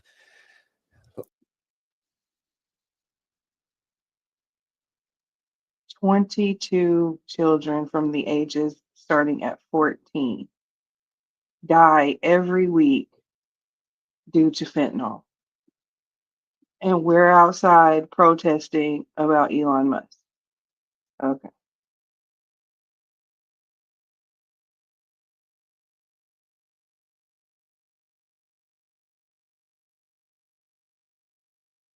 a lot, if not the grand majority of the children who are dying today. The New England Journal of Medicine came out with a report in January of 2024, and it came to the conclusion that in 2020, we were losing 22 non-addicted children in the United States of America per week between the ages of 14 and 18 years of age, mostly driven by illicit fentanyl pills that were deceptively sold to them. Are we to stand back and not do anything because we're going to over-criminalize this? That was in 2020. Every time I get up in the morning, I look in the mirror, I see a brown man, but I see an American man as well. And I see that the injustice also, this crisis is decimating minorities as well. This does not discriminate on your age. It doesn't discriminate your race. It doesn't discriminate your religion, your socioeconomic status. It doesn't discriminate. It's taking everyone by storm. And we as a nation have to come together and we have to do something to stop this. In 2020 with COVID-19, we all knew that we had to stand 6 feet away from each other, that we had to wash our hands and we had to wear a mask over our faces. Why does the American public not know about this crisis that is a national security crisis as well, sir? We have a lot to do. But I'm telling you right now, this is taking everyone by storm and something has to be done. Thank you, Mr. Chairman. Ms. Noring, I think everyone was touched by your story and your bravery for coming forward. I've been honored to get to know you, and I want to thank you for everything that you've done. As you said, all the hopes and dreams we as parents had for Devin were erased in the blink of an eye, and no mom should have to bury their kid. Those were your words, and I know the words of all of your friends there that stand there to support you and have had their own pain. All he did was buy a pill off Snapchat. He thought it was a Percocet. You were there for that testimony with the tech executives, and there's a bunch of us here that have had some, battle wounds going after them when we just want to put some sensible rules in place or get rid of this legal protections that they have that other companies do not have, as you so well pointed out, but no wounds compared to what you have. You heard their testimony back then in January 2024. Do you think the social media companies are doing enough to stop the sale of drugs to kids online? I do not think that they are doing enough. In fact, it's still continuing. I was introduced to 2 new families just last week from Minnesota, both with ties to fentanyl with their children passing. So no, they're not doing enough. They could be doing more. I was just informed that Evan Spiegel is in support of the Cooper Davis and Devin Noring Act. And I must ask then, if you are in such support of it, all these companies are in support of the Kids Online Safety Act, why aren't they implementing those features and doing the job now? Why do we have to come before Congress and have you make them do that? Good point. Thank you, Mr. Puerta. Do you think we should get rid of or reform Section 230 in some way just to make this very clear? Absolutely, Senator Klobuchar. In 1996, as we all know, this legislative body came up with the Section 230C of the Communications Decency Act, and what it was meant to do was to protect free speech. But what's happening right now is cannot be free speech when you have a drug dealer selling illicit fentanyl to unsuspecting children. That's not free speech. Or a grown man sending unwarranted pictures to young ladies, sexual exploitation. This is not free speech. This is criminal behavior. And like Ms. Noring said, if it's a criminal act in the real world, then it should be as well in the social media world. So you're looking for that reform, which also I appreciate you bringing up. Senator Cruz and I have this Take It Down Act. There's a number of other bills involving pornography as well. Sheriff Barnes, do you agree that we should, thank you for your testimony and being here, funding as we look into this next year, funding for law enforcement? Do you think that is important to take on this fentanyl crisis as well as the HIDA program that helps your deputies get fentanyl off the streets? Senator, yes, thank you for the question. The HIDA funding has been stale for the last 10 years. It hasn't grown. If you look at the time value of money, it's about 1/3 reduction over the last 10 years, and our costs have gone up. So it's about 50 cents on the dollar. It's not a fully funded program. My HIDA program is funded at about 1/6 of the costs that we put into it, and mostly it's subsidized through my investment of stabilizing that as other municipal agencies have withdrawn personnel. So yes, I think at the nation's worst time in history, we have to reinvest those monies. We have to look at the use of those monies. And I think we have to look at what I call a super HIDA. The original intent of the gateway HIDA is to invest on the greatest offense, which is our border HIDAs, and stop as much of the drugs as we can at the border before they make it into the continental United States.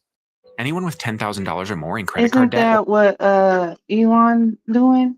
Isn't that what he's in charge of right now? The Treasury, seeing where the money's going, where it's supposed to be allocated to. I don't think they gave him Treasury because I don't think they gave him Treasury. They gave him Department of Government Efficiency. They made a whole little department for him. Wouldn't this be a part of government efficiency? Because he's saying they're not getting any funds. They're not, Correct. Correct. They're not allocating. Well, he's not even. I don't think I'm not sure, y'all. I'm not sure what Elon Musk is doing. I don't know what his title, what his official title is. I don't know. From what I've gathered, though, is he's just here to cut expenses, not provide expenses. Right. So maybe if we stop sending money, I just read today that we sent like $20 million to do Moroccan pottery. Well, he's cutting that expense off. So maybe we can find some funds for this sheriff over here and all the other y'all. We also had a healthcare worker up here, right? He worked at the the emergency room, and he was talking about how just a week ago he had to pull out the Narcan. So he's in charge of budget cuts, I think. I don't know. I don't know what Elon is over there doing. Department of Government Efficiency. I'm not sure if that's, like I said, to write a check or just make sure the checks need to go to the appropriate places. So I'm not really sure, but you know, I will be on Twitter sharing this link out to Elon. Just maybe, you know, you never know, he might respond. This is, like I said, y'all, I learned a lot from this yesterday. So this is crazy. And we can't keep pointing fingers, Mr. Donald Barnes. He want to keep saying it's the cartel. Well, the lady over here, whatever her name was, Miss Mexico over here, she said, look, it's a tango, baby. Y'all supplying the cartel with guns. Y'all the ones that got the drug runners. Y'all the ones with the 86.4%. So, but they've made some good points, right? They've made some good points in stating this is to fight the crisis is a multi-step thing. First, you got to get the people clean. You have to give them access to substance abuse counseling and things like that. And then then what you have speaker said, the second guy to speak, he said that was the first thing he said. Drug rehabilitation, offering programs, Narcan. I mean, yeah. You have to take away the supply. Yeah. The demand is going to be there, right? But you have to take away the supply and then offer people help. Solution. Yeah, because the lady got up there and she was like, oh, he died off fentanyl, but he was looking for a Percocet and just kept rolling. Why are your children looking for Percocets, y'all? Why are your children looking for oxycodones, y'all? I mean, let's work with that as well. Yes, we need to cut off the supply, but there's people who will go. I'm on a Reddit group. I won't say the name or nothing, but I'm in a Reddit group where they talk about certain things. And look, people are cutting off the supply will help, Godmomma. However, people will find a way. Like there's people who huff like paint thinner and like whippets and like computer dust chemicals and stuff. So there is a crisis. It just happens that fentanyl's happen to kill all these people, right? The other ones aren't killing them at as a fast rate as fentanyl is. Right. So that's why it's such a crisis. But we have a crisis as far as substance abuse, period. Yes, we do. Okay. So, I mean, it's yes. You can cut off the supply, but understand we need to get to why these kids are even so excited. I mean, are they doing it recreationally? Are they doing it for their depression? Are they doing it for coping mechanisms? You know, we got to get down to the source of it, baby. We got to get down to the source. So yes, I'm all in favor of cutting the source off and cleaning up the streets. But we need to, you know, we got to do better, y'all. I'm not sure how, but we have to. I see y'all, the star. Listen, I'm not fixing to play with him. I'm scared enough of Fent that I don't even want to partake. That's right. Same here, Nikki. Same here. I am the same way. And I try and, you know, put that out with my kids as well. Since when has lack of supply ever stopped to determine human? Thank you, Nikki. Right? We can cut off the supply, but there's still that desire. They're going to go find something else. But as long as I understand how lethal that lethalness, it's fatal, period. I mean, it is. And I think the only now, never mind. I was going to put on my tinfoil hat, but let's get through this and then we can have a tinfoil hat conversation tomorrow. That's starting in the middle. Substance abuse is the symptom. That's right. Yeah. Yeah. So, we need Elon Musk to allocate something for these substance abusers. We really do. Come on through, Elon. Come on, Papa Elon. No, I'm just kidding. I'm just kidding. Oh gosh, that's a joke, Kylie. It's a joke, baby. Westlake, why does class-wide scheduling reduce the incentives for drug cartels to create new fentanyl variants? So the incentives were there before because when they initially created these without under the normal Controlled Substances Act, they were legal. So you could modify it. Instead of putting an ethyl group in, you could put a methyl group in. It's a legal substance. I was on the Controlled Substance Board in Wisconsin in 2015. We had 9 different fentanyl variants, fentanyl-related substances that were killing people. We could schedule them immediately. And then they were illegal. And when you schedule them and make them illegal, there's no incentive for them to be created anymore. And there's a cookbook of changes that you can do, easily look up the research to find what different chemicals to use. So it literally just stops the incentive. It doesn't stop illicit fentanyl incentive, but it closes the spigot of fentanyl-related substances. Thank you. One last point, Ms. Noring, and we'll talk more in this committee. I am so pleased that Senator Grassley and Durbin will lead this together on some of the social media issues. They go way beyond the ones we've talked about now. You've also embarked on an education campaign along with a lot of our sheriffs in Minnesota that I think has been pretty effective, going back in the schools with one pill can kill. 10 seconds on that, and I'm out of time. We have to do it because nobody else is doing it. It falls back on us. If we sit by and say nothing, children continue to die. So we feel it's our obligation to get out there, educate our community and the children, because as Ranking Chip mentioned, the conversation really begins at home. It really has to begin at home. Thank you. Thank you. Senator Lee. Thank you, Mr. Chairman. Thanks to all of you for being here and sharing your insights today. The fentanyl crisis has infiltrated our homes, our schools, our communities, our workplaces, taking lives and destroying lives at an unprecedented rate. In Utah, fentanyl-related deaths are rising, and they've become a devastating reality for far too many families. Seems everyone knows someone, and in Utah, in many cases, almost everyone is related to someone who has been impacted adversely, if not lost their life due to this crisis. From 2014 through 2023, deaths involving fentanyl surged by a staggering 116%. And in 2023 alone, over 600 times in Utah, someone returned home to find their son, their daughter, their sibling, their parent had lost their life due to a tragic opioid overdose. This marks a dramatic increase from just 23 deaths in 2014. Now, in 2023, Utah set a record for the most fentanyl pills seized in a year. Then, by the very next year, just 6 months into the year, by July of 2024, the DEA's Rocky Mountain Field Division had already confiscated well in excess of that, close to 800,000 pills, suppressing the entire year, record-breaking year of 2023, which recorded 664,200 pills in just 6 months.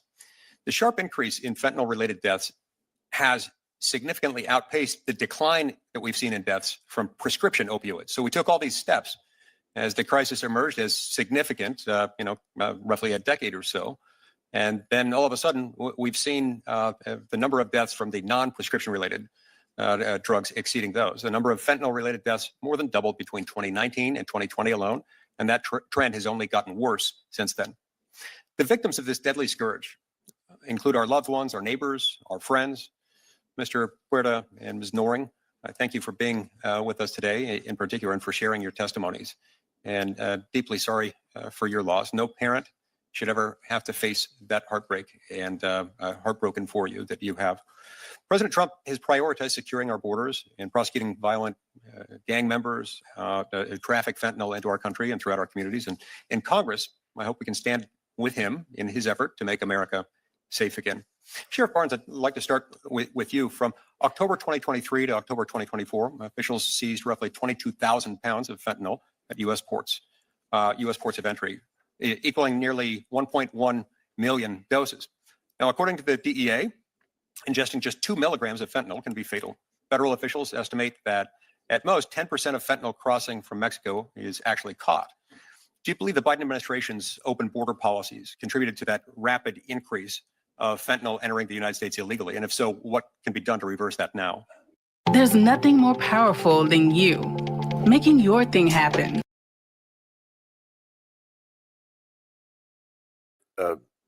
Unequivocally, the crisis at the border that allowed the drug trafficking organizations, cartels, opened a gateway, and they exposed our weaknesses and used it against us. So yes, the open border policy undoubtedly resulted in harms to this country through the trafficking of not just fentanyl, but human trafficking and other things that put us at risk. Not to mention the 1.4 million gotaways that we have no idea who they are. There's so much greater risk beyond fentanyl that were created as a result of the open border policies. I appreciate what you've done in Orange County. It's sparked the creation of all kinds of memes that are in fact flattering of your county and the efforts that you have undertaken there. Memes suggesting, for example, that when people cross into your county, they're sometimes shocked to learn at the extent to which you're willing to enforce the law. And yet California law in some meaningful ways has impeded your ability to enforce the law and make Californians safer. What can you tell us about that and how sanctuary jurisdictions are adversely affecting your work?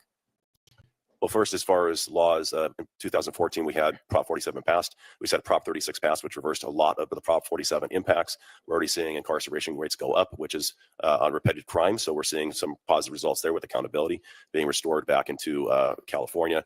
Regarding the issues, your second question was specific to immigration Sanctuary jurisdictions in California law. I can speak for myself. I cooperate with our federal partners to the extent allowable by law. I believe those are creating harms by restricting our ability to communicate. I have to release people back into our communities that reoffend to come right back. I do not believe they should be allowed to do that. I would support changing that, challenging that law and give us the ability to cooperate with our federal partners. Senator Blumenthal. Thank you. Thank you, Mr. Chairman. And I want to thank you for having this hearing and the ranking member as well. This cause should unite us across the aisle. And I think today's hearing reflects that kind of bipartisan support for stronger measures to stop social media from spreading and selling and distributing fentanyl and other toxic chemicals. And I've been pleased to work across the aisle with Senator Blackburn on the Kids Online Safety Bill, which would dramatically and significantly reduce the threat of these drugs. And we're going to be reintroducing that bill, I hope, again, with the kind of support that was reflected in the 91-3 vote in the United States Senate supporting that bill. Been pleased to work with Senator Cruz and Senator Graham on measures that would reduce that threat of social media and others on the committee, the ranking member and yourself. I want to raise an issue first that I think is tremendously relevant to this topic because it indicates a diminution, an undercutting of law enforcement, which is the mass purges that are taking place among the ranks of our FBI. There's no denying that FBI agents have been fired, have been suspended, and otherwise disciplined for assignments that they took on orders in connection with certain criminal investigations. Those massive purges are directly contrary to the assurances we were given by Kash Patel. He said to us, when I asked him directly, pointedly, all FBI employees will be protected against political retribution. This retribution undermines enforcement by the FBI of drug cases and terrorism and other criminal cases. I asked, Mr. Chairman, that we call back Kash Patel to explain how he could deny that there would be political retribution when the next day, in fact, these massive purges began. Likewise, Mr. Chairman, I'm asking questions about the reassignment, apparently, of AUSAs, assistant U.S. attorneys, from drug cases to immigration cases. We need them on the front lines prosecuting drug cases. We need FBI agents on the front lines. We can all agree, I think, on a bipartisan basis, that assistant U.S. attorneys and other federal prosecutors ought to be at the tip of the spear, and that this reassignment poses a threat to law enforcement of exactly the prohibitions and the dangers that bring us here today. And I hope that we can unite around that cause, bring back Kash Patel for a second hearing, and jointly do our oversight, which we are mandated to do on this topic. I want to thank our witnesses. Mr. Puerta, Ms. Noring, you have suffered losses that are unspeakable. And all of you who are so deeply engaged, hands-on, the story about the body bag, Mr. Westlake, I think I will always remember. I would like to ask Mr. Noring, Mr. Puerta, about the Kids Online Safety Bill and whether you believe that our leadership here in the Senate, and most important in the House, which was responsible for stopping it after the 91-3 vote here in the Senate, should support this legislation, the Kids Online Safety Act, which had such strong bipartisan backing here in the United States Senate. Will it make a difference? Do you think the House leadership ought to support it? Thank you for that question, Senator Blumenthal. I firmly believe that the House should support it.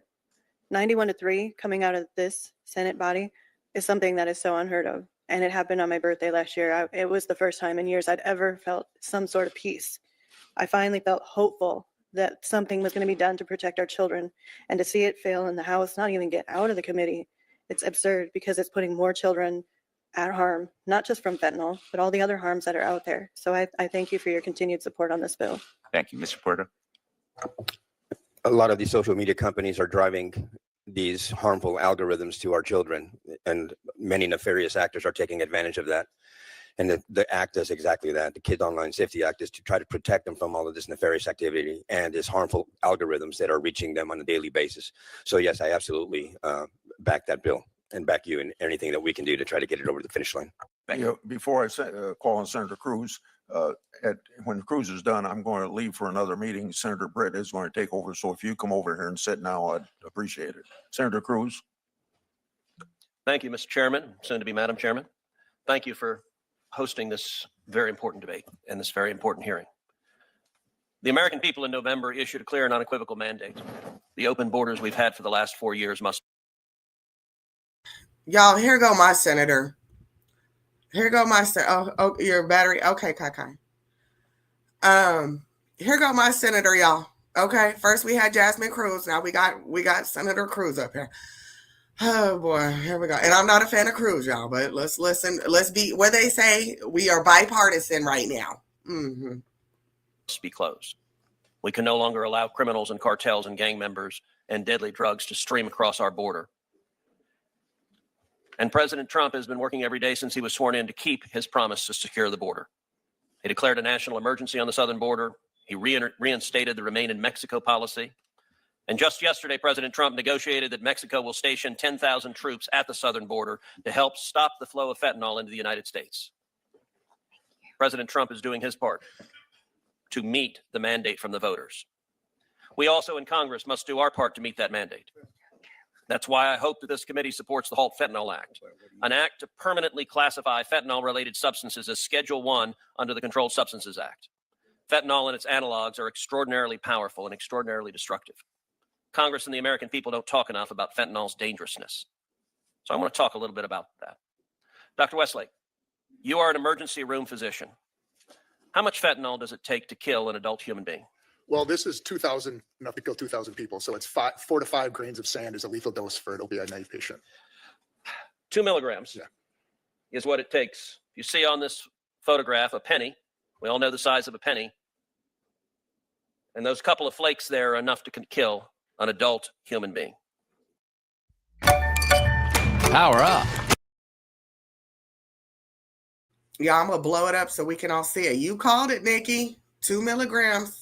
Well, they said that earlier, but I didn't know it was the size of Lincoln's nose. They're going to show us. Look at this, y'all. Oh, my. For Westlake, last year, approximately how many people died due to fentanyl overdoses? I believe it was around 70,000. This means, on average, 6,250 people died every single month an adult human being. Look at that, y'all. That is tiny. That is tiny. And back in my heyday, I would have looked at that and been like, shit, who gonna get high off that? This is insane. Baby. Fentanyl is super drug, ain't it? Like I said, I'm an 80s baby. We crack, heroin, ecstasy. I ain't ever seen no shit like this. Meth. What else was big? Oh, mushrooms was big. LSD was big back in my high school days too. This is insane. This is scary. Dr. Westlake, last year, approximately how many people died due to fentanyl overdoses? I believe it was around 70,000. This means, on average, 6,250 people died every single month due to fentanyl. And it's a number that tragically has skyrocketed during the Biden-Harris years. Sheriff Barnes, as a law enforcement professional on the front lines of the battle with fentanyl, Can I ask you how many pounds of fentanyl were seized by Customs and Border Patrol at the border last year? Senator, unfortunately, I can't answer that. I can answer for my organization, but I know it was a lot and growing. It's 2,250 pounds of fentanyl. An astronomical figure. And let's actually, I want to put this into context. This packet of Sweet and Low. This packet, if it were full of fentanyl, could kill 500 people. Now take a look at this container. It's a container we're all familiar with. If this were full of fentanyl, it could kill 368,500 people. That's more than the entire population of Corpus Christi, Texas, or Lubbock, Texas. Now let's look at another packet. Something, again, all of us likely have in our kitchen. This single bag of sugar, if it were filled with fentanyl, could kill 905,000 people. Jeez. Almost 1 million people. Why isn't that considered like warfare or something? Like, remember back in the day, what was that powdery substance we used to have that was getting mailed to all the people? What was that called? Y'all remember that white substance? I can't recall. And it was sent to the news person and all that. Bioterrorism. Why isn't this labeled anthrax? Thank you, anthrax. Remember anthrax? Wasn't that considered bioterrorism? Why isn't fentanyl? What's going on? And what did homeboy say earlier? It's a bad business move or something, or him and the Mexican lady, the sheriff and the Mexican lady. Bad business move. This is bioterrorism. At this point, 900,000 people could die off this little whoop whoop right here. Ciao. This single bag could take out the entire population of Austin, Texas, the capital of my home state. Now imagine 562 of these bags. That's how much fentanyl came into the United States of America in a single month. And how many lethal doses of fentanyl is in 562 bags? What came in a single month last year? 510 million lethal doses in 1 month. More fentanyl came into America than it would be needed to kill every single man, woman, and child in the United States. This is a crisis we have to solve. Mr. Puerta, Ms. Noring, thank you both for being here. Thank you for your courage. I will say, as the father of 2 teenage girls, you've lived a nightmare that every parent is terrified of.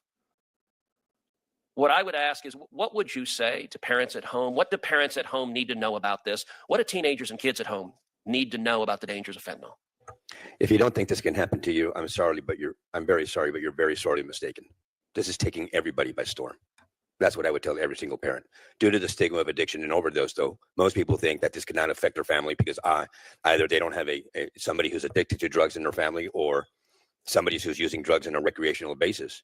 But children make mistakes. I do not condone my son, Daniel, wanting to self-medicate during the height of the pandemic for his whatever was happening in his head. I do not condone it. He made a mistake, and the price that he paid was his life. Children are supposed to make mistakes but not die from them, period. And that's what's happening every single day, 22 times a week in the United States of America. We have to stop this. Amen. Ms. Noring? I echo the same thing. You know, that whole saying, not my kid, take that out of your vocabulary, because it could very well be your kid. We had every conversation with our children about addiction because, unfortunately, on both sides of our family, we have members that suffer from STD. But nobody at the time was talking about this crisis. So I feel robbed of a conversation I could have had with my son that could have saved his life. So take that out of your vocabulary. This very well could happen. And it can very well happen. These dealers are on Snapchat, all platforms, every single one of them. And we've reported them. I know Mr. Puerta's reported them. And I shouldn't put a number out there, but majority of the time it comes back as this does not violate our standards. So monitor your children's social media accounts. Have the conversation. It could save your child's life. Thank you for your courage. Senator. Thank you. Mr. Shift, have you heard about Ryoko Pro? This is the cutting edge.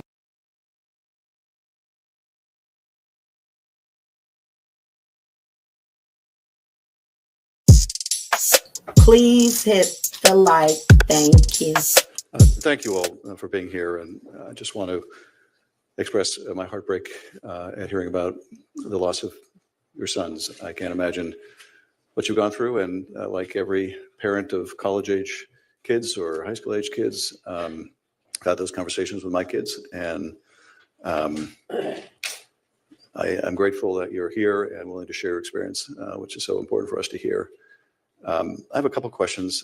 Doctor, I want to ask you, because one of the concerns I heard about the bill when it was in the House was a concern that it could inhibit research. You made a comment, but you made it too quickly for me to catch, about NIH's view or others.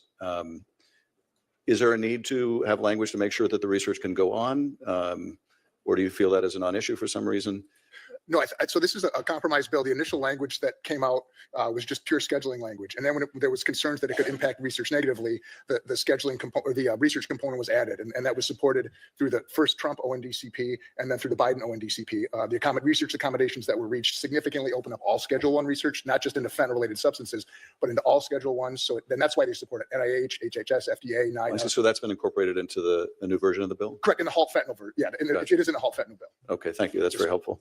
And if I could ask you, Mr. Puerta and Ms. Noring, what do you think is working in terms of trying to educate families, young people, and what more do we need to do? And I fully agree with the need to make sure that the companies that are using their platforms or allowing their platforms to be used need to be held liable and accountable.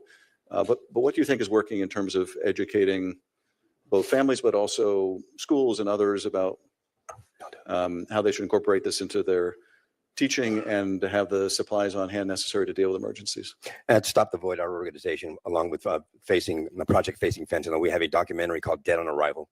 You can find it at stopthevoid.org. It's a 22-minute documentary that we use in junior high schools and in high schools across this nation. In California, all of Orange County high schools have done it, with Amy Neville presenting the documentary.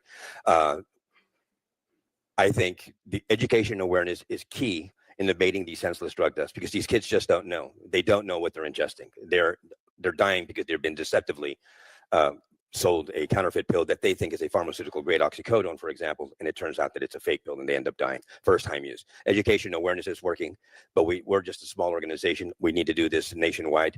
Mr. Steve Filson says it all the time. With COVID-19, we all knew that we had to wash our hands and have a mask over our faces. Why on the national or on the federal level, why have we not had a PSA campaign of sorts of warning all parents and children of the impending danger of illicit, or should I say recreational drug use? I think that's very key, because again, due to the stigma of addiction and overdose, most kids and most parents don't understand the problem of what it is. I also feel that interdiction is helping a lot, as well as naloxone. So the three-pronged approach: education and awareness, interdiction, and naloxone. Widely available naloxone on college campuses and high schools, I think, is really helping out the situation a little bit, but we need to do a lot more. Thank you. Ms. I Norris? agree. The education and awareness piece is huge, but we face roadblocks all the time with schools that don't want us to come into their schools because they feel that we may basically, in a sense, give kids the idea that it's okay to go do these drugs. And it's so ridiculous. We've shown Dead on Arrival. I'm a former member of Void. So we do that oftentimes. We also show the Come Back Home film that the Alexander Neville Foundation produced, which is told from the youth preventative side of things. And I think when you hear from the youth directly on this crisis, that is so impactful. We also pride ourselves on going out into the community, doing community events, bringing the community together, doing naloxone trainings, getting that information out there, really reducing the stigma of this crisis, because I say poisoning while so many say overdose. You will never hear me say that my son overdosed, because my son was poisoned. I know that if my son knew that that pill was going to take his life, he would have never have taken it. Like Senator Klobuchar said, all of my hopes and dreams for him and his future are gone. But not only that, his dreams erased in the blink of an eye. So, and I mirror your sentiment. Our government really needs to step up and start taking the handle on this, because we're just parents out there. We're spending a lot of money out of our pockets. Most of us don't qualify for public grants or anything like that. Why don't we have the campaign? Kids are dying. You would think that that would be a priority. And yet it's us out there doing the work, and we will do it because that means potentially a child's life is saved. Thank you both again for your testimony, and to all the parents who are here representing their children. I want to thank you for your advocacy. Really important for us to see you and to hear you, and Thank you for your testimony. Yield back. Couldn't agree more. Before we move on to this next one, y'all, we are halfway through, and I'm going to finish this up because I just feel like there's a lot more that comes out that I would like to share with y'all. Thank y'all for being here. But before we had the fentanyl crisis, and Kylie, I'm with you, baby. I'm with you. Before, and I see you, Nikki. Before we had the fentanyl crisis, y'all, we had the opioid crisis. That's one thing I could never get into. I'm not into the heroin and the opiates and the Percocets, and I don't be doing school buses and green beans, and that's just, I'm not a pill popper. It ain't ever been my thing. Hi, Dougie Fresh. Hi, baby. Happy New Year. I haven't seen you in a while. Thank you for coming through. Hit the like. Right now, we're in the middle of watching the Senate Committee on Fentanyl situation. Thank you for being here, Dougie Fresh. Hi, baby. And happy Black History Month. Okay. But what I was saying, prior to the fentanyl situation, because fentanyl is a synthetic opiate, right? We had a huge opiate situation. So before kids were dying from fentanyl, we had a lot of kids overdosing on opioids, right? Let's not skip past that. So, and I'm with Kylie on it, the white suburban kids, they was over there ODing like crazy on their little, what are they called? I don't even know what it's called. Oxycodones, Oxycontins, Percocets. I mean, again, back in my day, people were popping Valiums, right? Let me get a little Valium or whatever it's called. Like I said, I'm not a big Xanax, things like that. People were, you know what I'm saying? We had an opioid crisis before we had the fentanyl. Fentanyl's just deadly, and it's scary. Meth, yeah. But, meth wasn't really coming in pills. I'm talking about the little handlebars. Kylie know what I'm talking about. I'm talking about this. We had an opioid. Yeah, we had some meth heads out there, Dougie Fresh. We did. But we had a real hard problem with these kids popping their parents' prescription drugs. And listen, I don't want to get too racially into it, but it is Black History Month, so I'll do as I please. These white kids and their parents could afford these prescription drugs, okay? And then they got so strung out and people couldn't afford it, so they made them, I don't know what they got going on in China, but China seemed to be doing the damn thing. They make the cheapest products, and they be flooding the market with it, okay? I see why Democrats and Big Pharma are upset. They got competition, and they killing off all the clientele. Y'all can't be killing off all the clientele, okay? Because who gonna be left for Big Pharma? Is crack fading out nowadays? I guess so, Dougie Fresh. I'm not really sure. I mean, I'm sure if I go down to the hood, there's still somebody that will wash my car for a little whoop whoop. I'm sure there's still crack floating around. And let black sector tell you, there's still some crackheads around here. Shout out to Clyde Diva.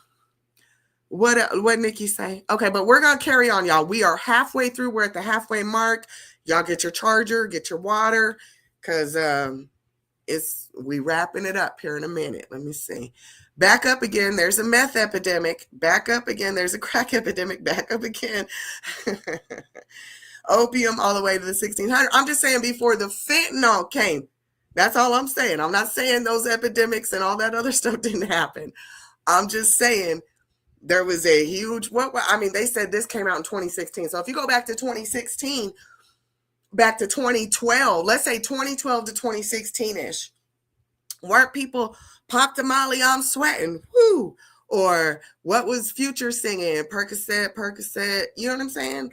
What was Rick Ross talking about? Molly's and Percocets.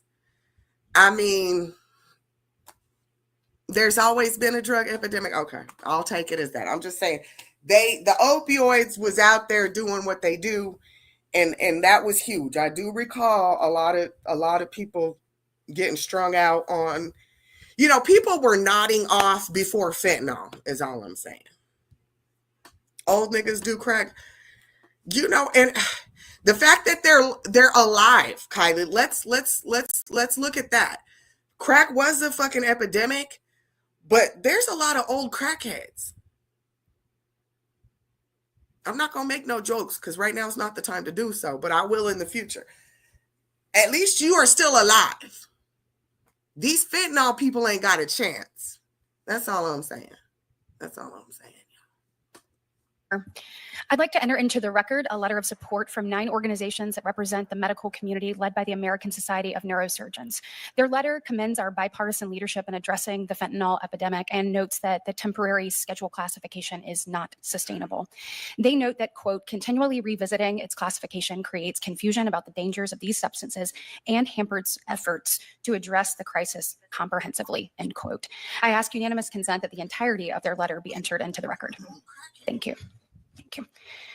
Senator Hawley. Thank you, Madam Chair. Thanks to all of the witnesses for being here. Ms. Norrie, Mr. Puerta, I want to particularly thank you and thank other parents who I think are in the room today. You've highlighted the true crisis that we're facing. You know, my home state of Missouri in 2022 alone, child fatalities from fentanyl doubled just in 2022.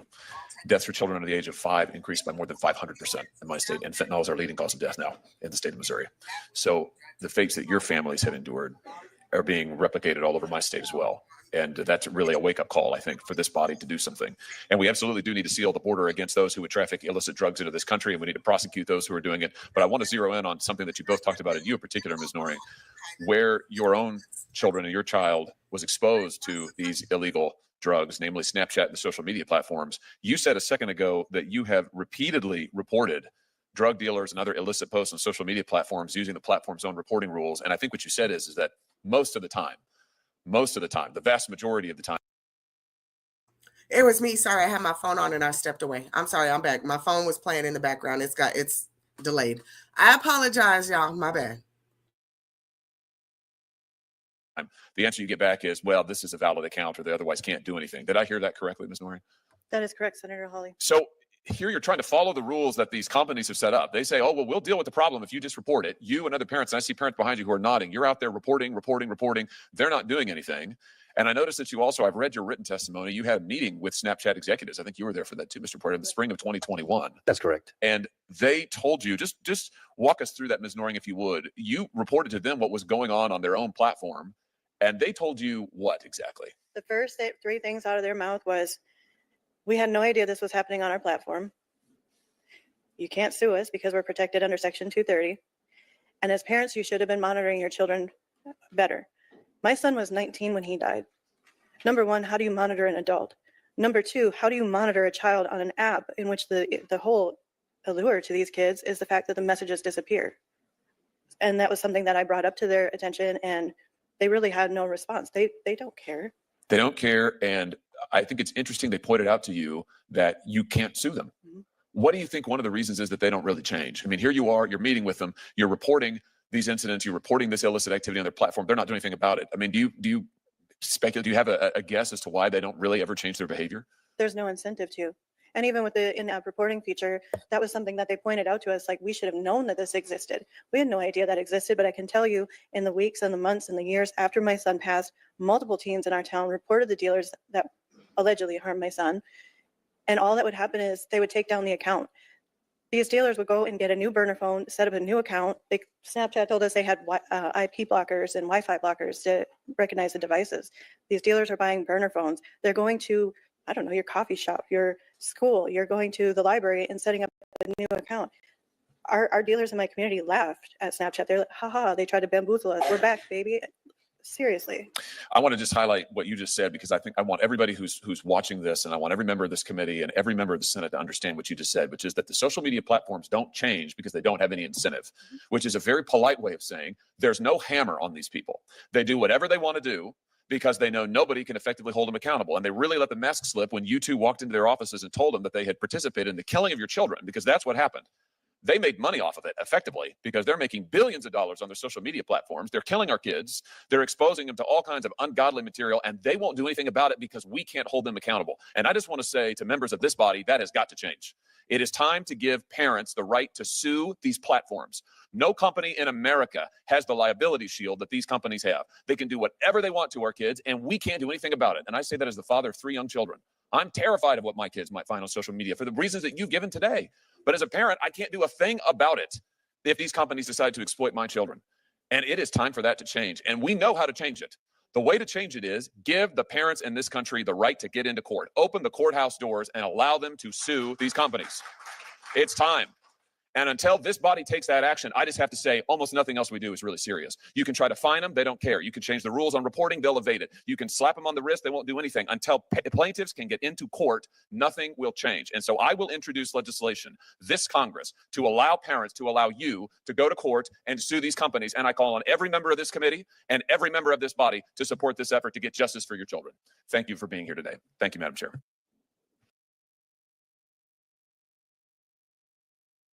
Kylie, that's one of the things this woman, Bridget Noring, brought up when she first started talking. She brought this up. She brought it up. She said if it was a brick and mortar, if it was a physical place, the feds would have kicked in the door. People would have been arrested. She brought that up at the very beginning. But because it's social media, because it's quote unquote online, there's nothing that's being done. So that was brought up earlier that, back in the day, trap houses was getting doors kicked in. Okay. But Snapchat, the ultimate trap house, they got some type of luxury to get off with it because they're quote unquote social media. I'm telling you, they was banging on Snapchat hard in this. Senator Padilla. Thank you, Madam Chair. Colleagues, I so much appreciate the opportunity to focus on this crisis today with one caveat.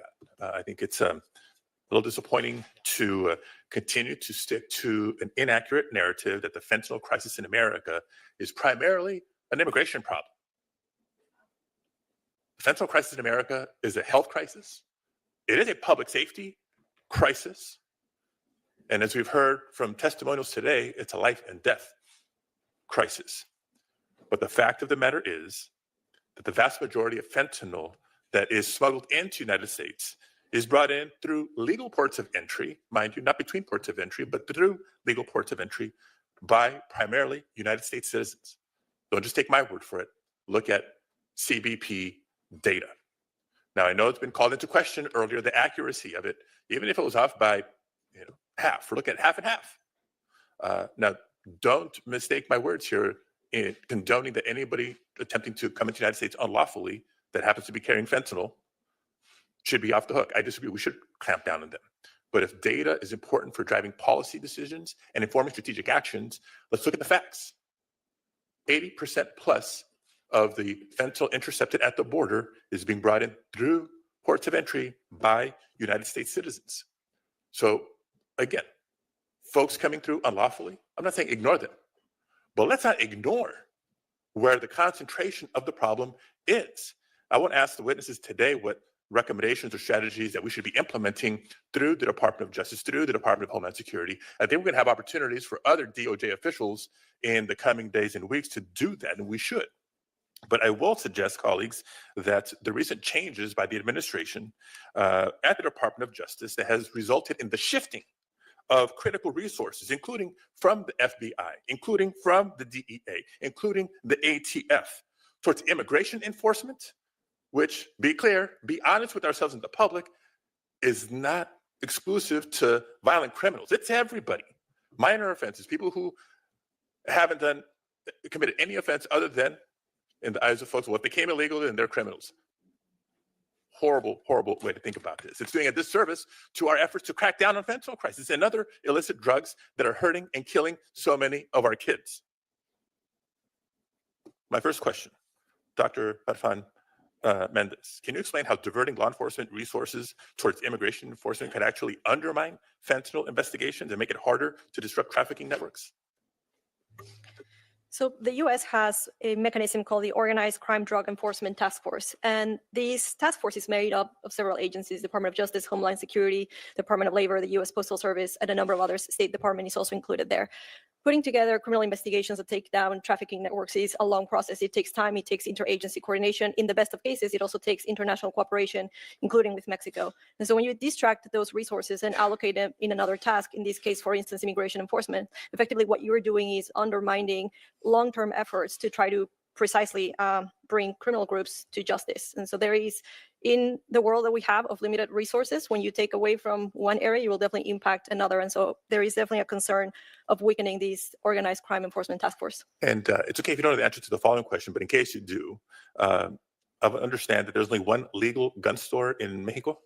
Correct. Mexico only has one legal gun store. Okay, so for all of my colleagues who for years and years have talked about clamping down on the cartels, the criminal organizations that are arming themselves with weapons trafficked from the United States, folks, according to ATF data.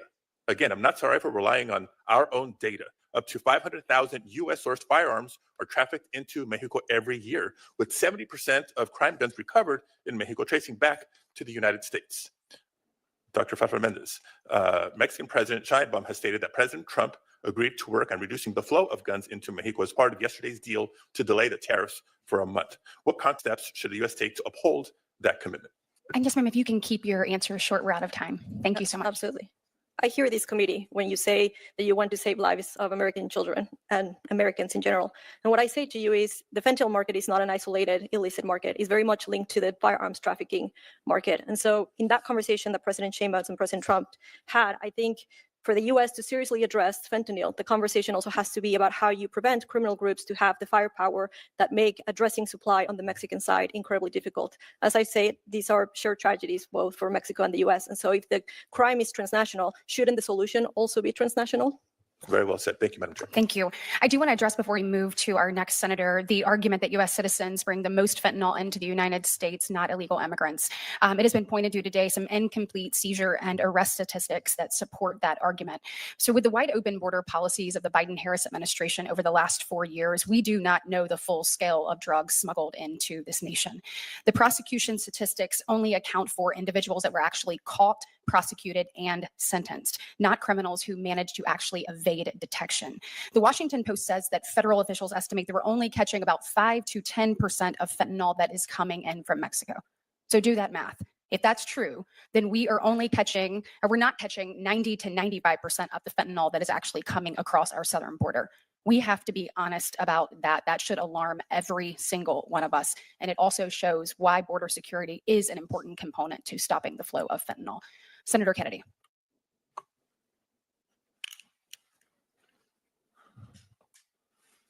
Dr. Farfan, the president of Mexico until 2024 was President Lopez Obrador. Is that right? And he ran for president with respect to the cartels on the slogan, hugs, not bullets. Is that right? Well, no, he did not run on his campaign with that slogan. Yes, he did. Now, his hand-picked successor is President Steinbaum. Is that correct? Sheinbaum. Is that correct? Gloria Sheinbaum. Right. Am I right? Yes. Okay. I love the people of Mexico, and the people of Mexico are good friends. But isn't a big part of the problem that President Lopez Obrador and now President Sheinbaum, thank you for correcting me, by the way, live in the right front pocket of the Mexican drug cartels? I disagree with that statement. I thought you might. You want more task forces. Dr. Westlake.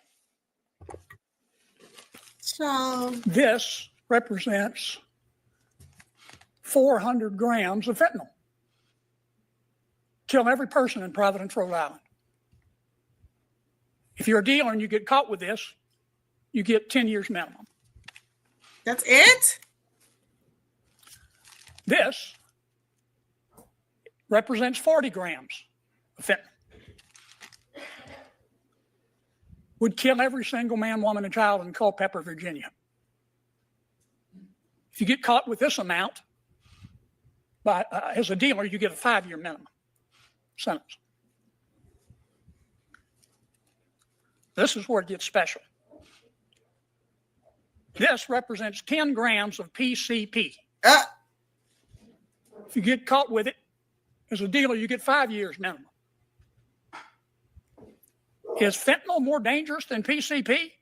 Oh, here we go. Yeah, absolutely, Senator. The fentanyl is classified, can be classified as a lethal weapon. I did a chart on it. And This is 5 grams of meth. That's what this represents. If you're a dealer and get caught with it, your minimum sentence is 5 years. Is fentanyl? You get caught with this much fentanyl, 5 years or 10 years. Get caught with this much fentanyl, 5 years. Get caught with this much meth, you can hardly see it. You get 5 years. Does that make any sense to you? No, sir. It's like cell deep stupid, isn't it? You don't need a task force to see the logic of that. I've got a bill. It's called the Fairness in Fentanyl Sentencing. I've reintroduced. This bill will lower the 5-year mandatory minimum for 40 grams of fentanyl to 2 grams of fentanyl. It'll lower the 10-year mandatory minimum from 400 grams of fentanyl to 20 grams of fentanyl. This bill won't punish addicts. It'll help. It's not going to help until President Lopez Obrador and President Sheinbaum get out of the pockets of the drug cartels. But it's a start. This bill will punish dealers. Thank you, Madam Chairman. Senator Whitehouse. Thank you, Madam Chair. Welcome to all the witnesses. We have real problems in this country with opioid addiction. I was the lead Democrat author of the Comprehensive Addiction Recovery Act, which both changed the nature of the response to this with a lot more. I just want to know, what was Senator Kennedy really holding up? Because everybody else used sugar packets and he pulling out baggies. Nigga, what you got, Senator Kennedy? He talking about PCP. West Virginia. We know what's popping over there, Senator Kennedy. More emphasis on recovery and prevention, and also opened up significant funding that has flowed through to states to help the groups that are helping people through their addiction and through their recovery. At this point, as best I can tell, the Trump funding freeze is blocking dollars that would otherwise be flowing to treatment and recovery groups around the country. In some cases, it's not so much that they're being told no, it's that they can't get a straight answer. And the confusion could well be just a deliberate fog to obscure the freeze. The lawsuits that are proceeding will help clarify that. But in the meantime, I think it's notable when we're dealing here with this issue to understand that the Trump administration has unilaterally frozen funds that flow through to this problem. Our community health centers in Rhode Island are seeing funds similarly either blocked or fogged so that they can't get an answer that the funds are cleared. And it's through community health centers that a lot of people get their treatment as they deal with addiction and recovery issues. So I hope that we can get this freeze issue resolved now that 2 courts have found that it is illegal. In the same way that the Trump administration doesn't seem to respect the power of the purse and Congress, it is not clear that they respect the power of the courts to decide what the law is. So we will have to see, but we are clearly outside of constitutional bounds at this point, and people who count on addiction and recovery services are in the target hairs of this. We have agreed, I think, as a committee, and we've done some pretty good work together as a committee, Republicans and Democrats alike, to try to put pressure on drug sales that come via the internet and through social media. So it's disturbing to me that President Trump pardoned an individual who ran a drug-selling dark web site. He also had some murder for hire accusations, just to add a little bit of color to what a decent person he was.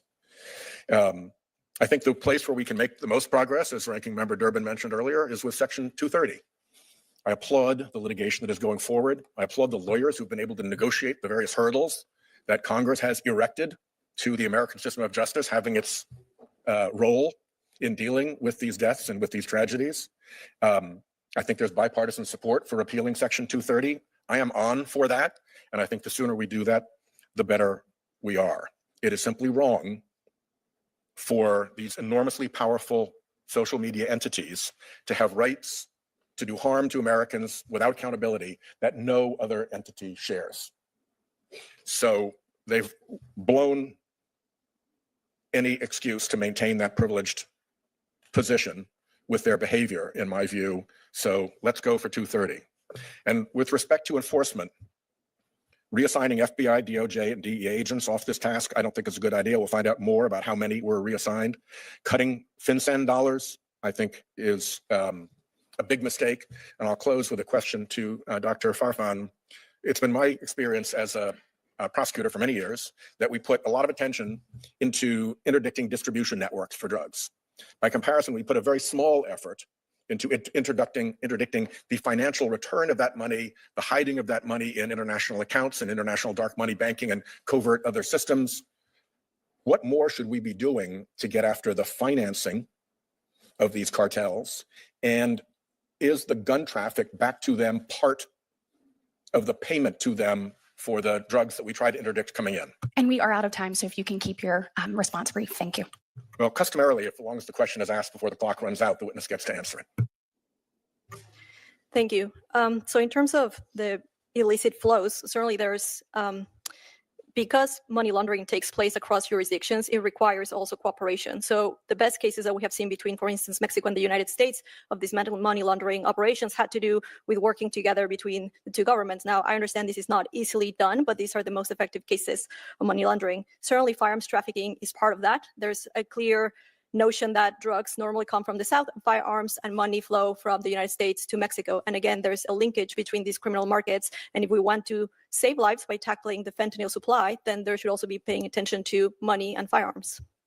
Thank you, Chairman. I appreciate your courtesy. With regards to social media, I appreciate the work that's been done on this committee, and certainly Senator Blumenthal and Senator Blackburn and the work that they have done in a bipartisan way to address this.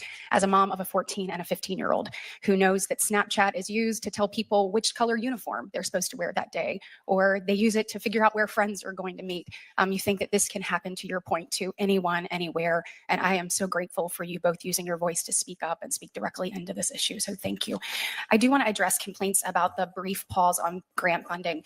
It's important to know that this was temporary. It was a temporary pause, and to the extent permitted by law enforcement grants aren't handed out during this time of year. Our constituent needs will continue to be taken care of while President Trump delivers on the job voters elected him to do. Voters ask him to grow our economy, protect our peers, and to help them through this issue. So I thank you for that good work that you are doing. Sheriff Barnes, I want to talk with you about HIDA. I know that in 22, we had 134 criminal organizations that were dismantled by HIDA. We had over 8,700 kilograms of drugs that were removed nationally. And in Tennessee, our TBI director, Director Roush, every time he sees me, he says, we have to reauthorize HIDA because it is effective. And the Appalachia HIDA task force operating in Tennessee was responsible for moving $51 million street value of drugs off the market. So talk for a minute about why it is crucial that HIDA be reauthorized for law enforcement officers like you. Thank you, Senator Blackburn, and thank you for the reauthorization of HIDA. It's very important. Director Roush is a good friend.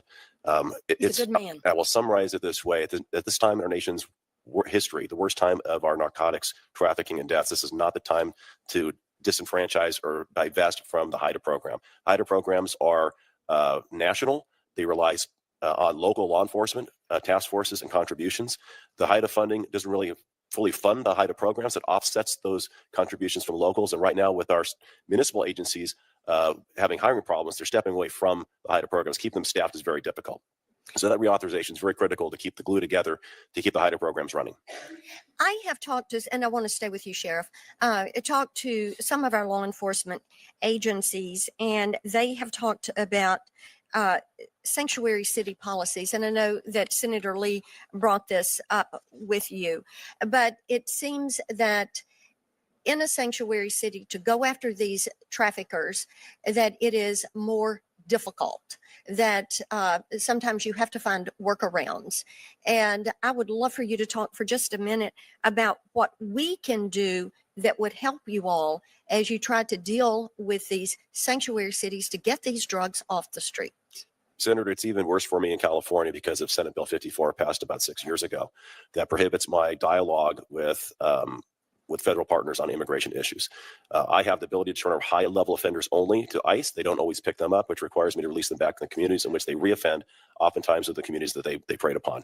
I'm a supporter of abolishing that SB 54 movement. We have to be able to cooperate with our federal partners. And I think if we hold these criminals accountable, this isn't about the general public.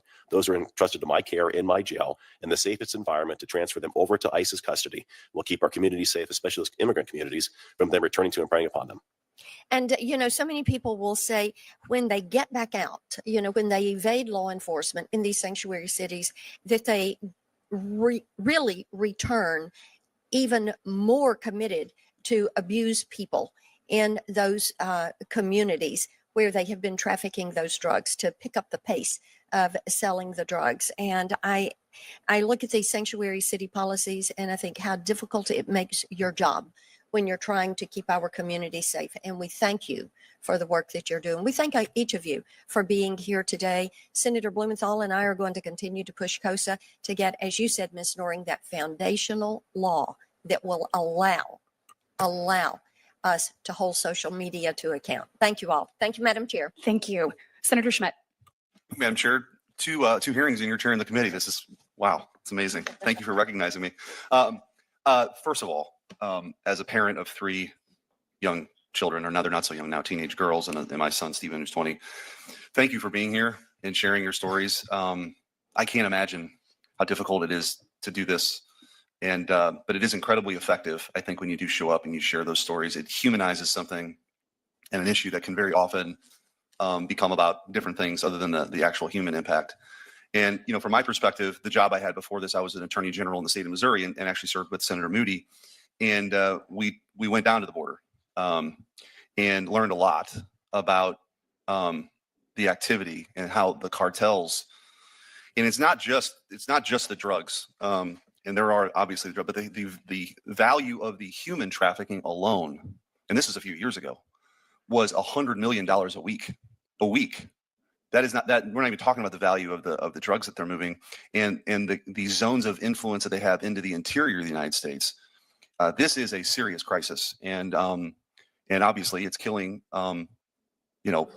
too many of our young men and women in this country and communities all across the country. It gets overused now, but every state truly is a border state when it comes to this. And sort of in that vein about the cartels, I do want to ask you, Doctor, in your view, is Mexico doing enough from a law enforcement perspective as it relates to the cartels? I think both countries need to do more. No, Mexico. I'm asking about Mexico. There's a lot we need to do, but I won't ask specifically. I mean, part of the reason you're here is to speak to that relationship between the U.S. and Mexico. But from your view, are they doing enough? I think there's definitely more that can be done by Mexico. And what would that be? I think he's working closer with U.S. counterparts. I think he's also having this diagnosis of this connection between these criminal markets, firearms trafficking, drug trafficking, to really benefit communities on both sides of the border. Do you feel like, and there's been testimony, this isn't just, in some high profile cases, including in the El Chapo case, there's been testimony from witnesses who were once members of the cartels that there is pretty widespread corruption at high levels of the Mexican government that are preventing them from actually doing what they should do to crack down on the cartels. Do you share those concerns? I would not necessarily align myself with the testimony of potentially a criminal witness from a case like that. I understand there are concerns about corruption within Mexico, and I understand there's questions about needing to address that. Having said that, I think general accusations about corruption of the entire government, those are not necessarily productive for good U.S.-Mexico engagement. Well, I guess what I'm getting at is that there are people, and I get the complexities of some testimony, but it's not just a one-off example. And I think the concern I have is that there's just very little being spent, quite honestly, on law enforcement writ large in Mexico. And I just don't know that this has been given the attention over the last at least 4 years that it should. And hopefully that dynamic is changing. I do think the cooperation between the U.S. and Mexico is really important on this. There's no doubt about that.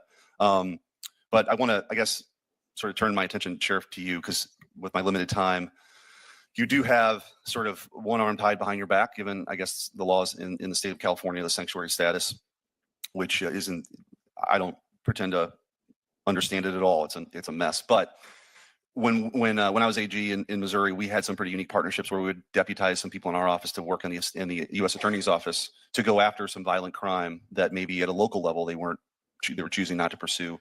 Is that kind of where if you're sort of got your arm tied behind your back, maybe that's a way forward? Is you actually have to have more federal agents working with the U.S. attorneys to go after these folks, because at a local level that's harder to do? So there's two parts to that question. Under California law, I'm prohibited from cooperating with ICE in any matter, including housing of individuals within my jails. I cannot hold ICE detainees in my jails. Regarding federal task force or designating task force officers or those who are attorneys to prosecute on behalf of the U.S. Attorney's Office, that is being done in California, but not specific to immigration, specific to the issues of fentanyl directly. Okay. All right. Well, thank you. And again, to the witnesses, thank you for being here today. Thank you. Thank you. Before we move on, I'd like to enter into the record a letter of support from CADCA, the Premier Prevention Association, representing over 7,000 coalition members across the country in strong support of the HALT fentanyl. CADCA coalition support millions of high school and middle school students across this nation and have proven effective in reducing youth substance abuse and use. We thank them for their support of HALT fentanyl. Senator Hirono. Thank you very much, Madam Chair. Thank you for coming and testifying, and of course my sympathies to Mr. Perita and Ms. Noring. Obviously, this is a complicated question in the sense that we have disagreements on who is bringing in fentanyl into our country, but we all know that it is creating basically a havoc. And I particularly was interested in noting how we can prevent young people from getting access to fentanyl at the same time, and their analogs. At the same time, we need a Justice Department that is stable right now. There is chaos as this administration tries to eliminate anybody who can stand up to them. And in addition, when they want the names of everyone who had anything to do with the January 6th investigations and prosecutions, we are talking about potentially thousands of FBI agents. So you can imagine the chaos that is going on in that department. For Mr. Puerto, I know you mentioned the Dead on Arrival as a documentary that is shown. I mean, what age do you think that the children should be when they are alerted to, for example, not buying anything on the internet? And this goes for Ms. Nodding too, in terms of prevention. What is an age? And then does a documentary like the one you mentioned, does it really impact the young people? If not, what does in terms of education? Dead on Arrival, again, is a 22-minute documentary that we use in junior high schools and high schools across the nation. We just started also with 5th and 6th graders as well. We started that in Lake County, California, where Mr. Filson, who's behind me here, went up there and saw more than 5,000 students. Ms. Hirono, I have a stack of letters from high school students, junior high school students, elementary school students who have seen this documentary that had absolutely no idea of the impending danger and had no idea that buying illicit fentanyl was as easy as ordering a pizza through Snapchat. That's how easy it is. And the danger of this drug is they can die on first use. According to the New England Journal of Medicine, 22 children per week died in the year 2022 between the ages, non-addicted children between the ages of 14 and 18 years of age, mostly driven by illicit fentanyl pills, 22 a week. So easy to obtain on the internet. And that's why there are a number of us on this committee who have raised the issue of very dramatically limiting the Section 230 immunity for the social platforms, because what parents particularly have to go through just to hold these entities accountable, it shouldn't be that way. And so there are a number of us who are on that page. Ms. Doring, I believe you mentioned that there are some schools that do not want to provide this kind of education for fear of something. I mean, could you go over a little bit more why that is? And also for both of you, what can we do at the federal level to really support the kind of prevention efforts that you both, I believe, are engaged in? Thank you, Senator, for that question. I feel that this education needs to be taught as early as elementary school. I believe, just from my own experience back home and studies done back home and surveys done back home with our students, 12-year-olds are the start of where they're beginning with the vapes and the THC vapes. So the earlier we can reach them, definitely the better. Back home, the schools, it's multiple roadblocks. They don't want it in their schools. There's not enough time in the school years. There's a stigma that it could create more kids going out there and being exposed to these. We've seen a decline in the DARE programs for that reason. Short of requiring this kind of education to be available, what can we do at the federal level to promote and to support your efforts? Well, that was the big thing with families like mine pushing to get our schools to carry naloxone.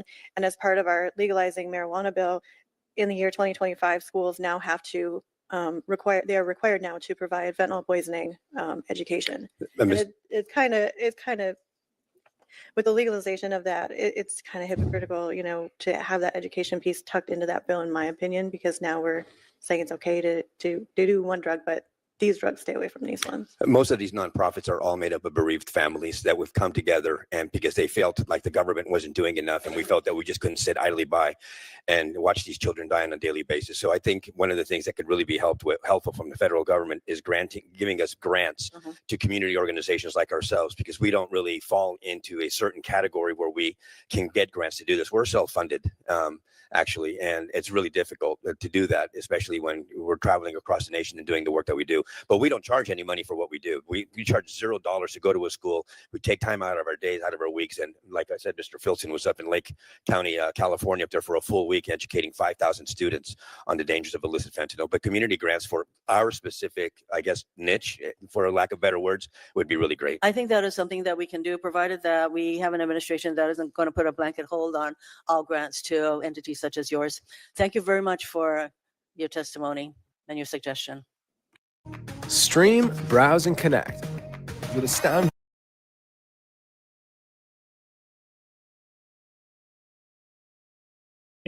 Used to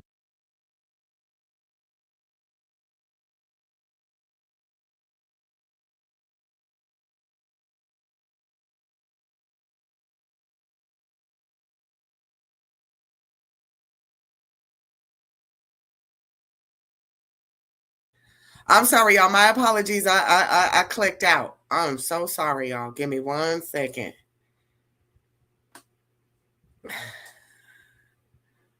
Where my little fentanyl people at? Oh my gosh. Hold on, y'all. I am so sorry. I done messed up. Let me go back. Okay, here we go. Okay, my bad, y'all. I'm sorry.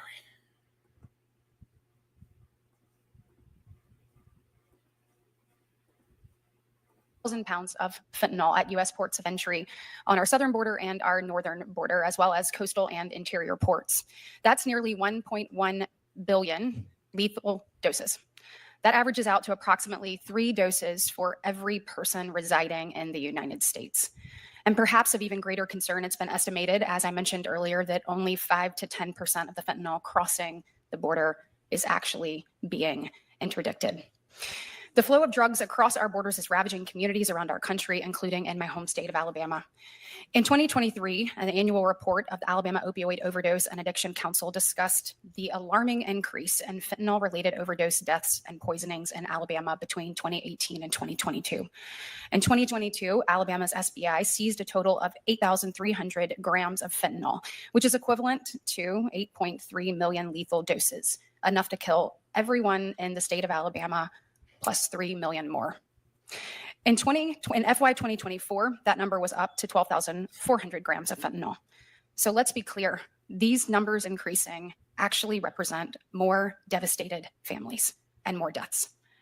I have sat across from far too many parents in my short time in the United States Senate that are grieving just as you two are. And I just want to say again, thank you for sharing your story. I'm going to have our team clip your testimony, put it together so that we can help begin that PSA. You are changing lives. You're here today not only to see change in law, but to make sure that we save lives and that no one else has to go through what you did. So thank you for sharing your story. And I can promise you with every ounce of me, we're going to do everything possible to elevate it, to ask parents to watch your testimony today, to ask parents to listen to what you are saying so that they do not have to go through the unthinkable that you have. And we are just so grateful for your willingness to be here. What I'd like to know, Sheriff Barnes, you have testified regarding this issue before, but can you tell us from your perspective of a local law enforcement officer why you think the federal government needs a more effective strategy in place than we've seen over the last 4 years at our southern border in particular, and what elements of the strategy should look like, and how Congress can work with the president to actually implement these types of things moving forward? Yes, thank you, Senator. I have testified to this before. And I think if you look just from post 9/11, where we are today, the threat horizon is much broader than it was back 24 years ago. And it's encompassing all these other categorical crimes, cyber, fentanyl, human trafficking. They're all on the same platform. So specific to fentanyl, we have to work laterally and vertically. And that means with our federal partners, our state partners, and our local partners, laterally with all the different efforts being put forth on the trafficking entities that are disparately addressing this issue, but we're not synergizing those efforts very well. I believe that we have a problem with communications. Okay. If we're going to do a great offense, we have to communicate with our federal partners at the border, find out where their efforts are, how we can pivot around those to get the end around from the cartels. And most importantly, right now, be aware probably the maritime issues we'll undoubtedly face going forward because of the closure at the border. They will pivot around on the waterways. Thank you. Dr. Westlake, first, I want to thank you for the incredible work that you've done as a medical professional and as an advocate working to protect Americans from the dangers of illicit drugs like fentanyl.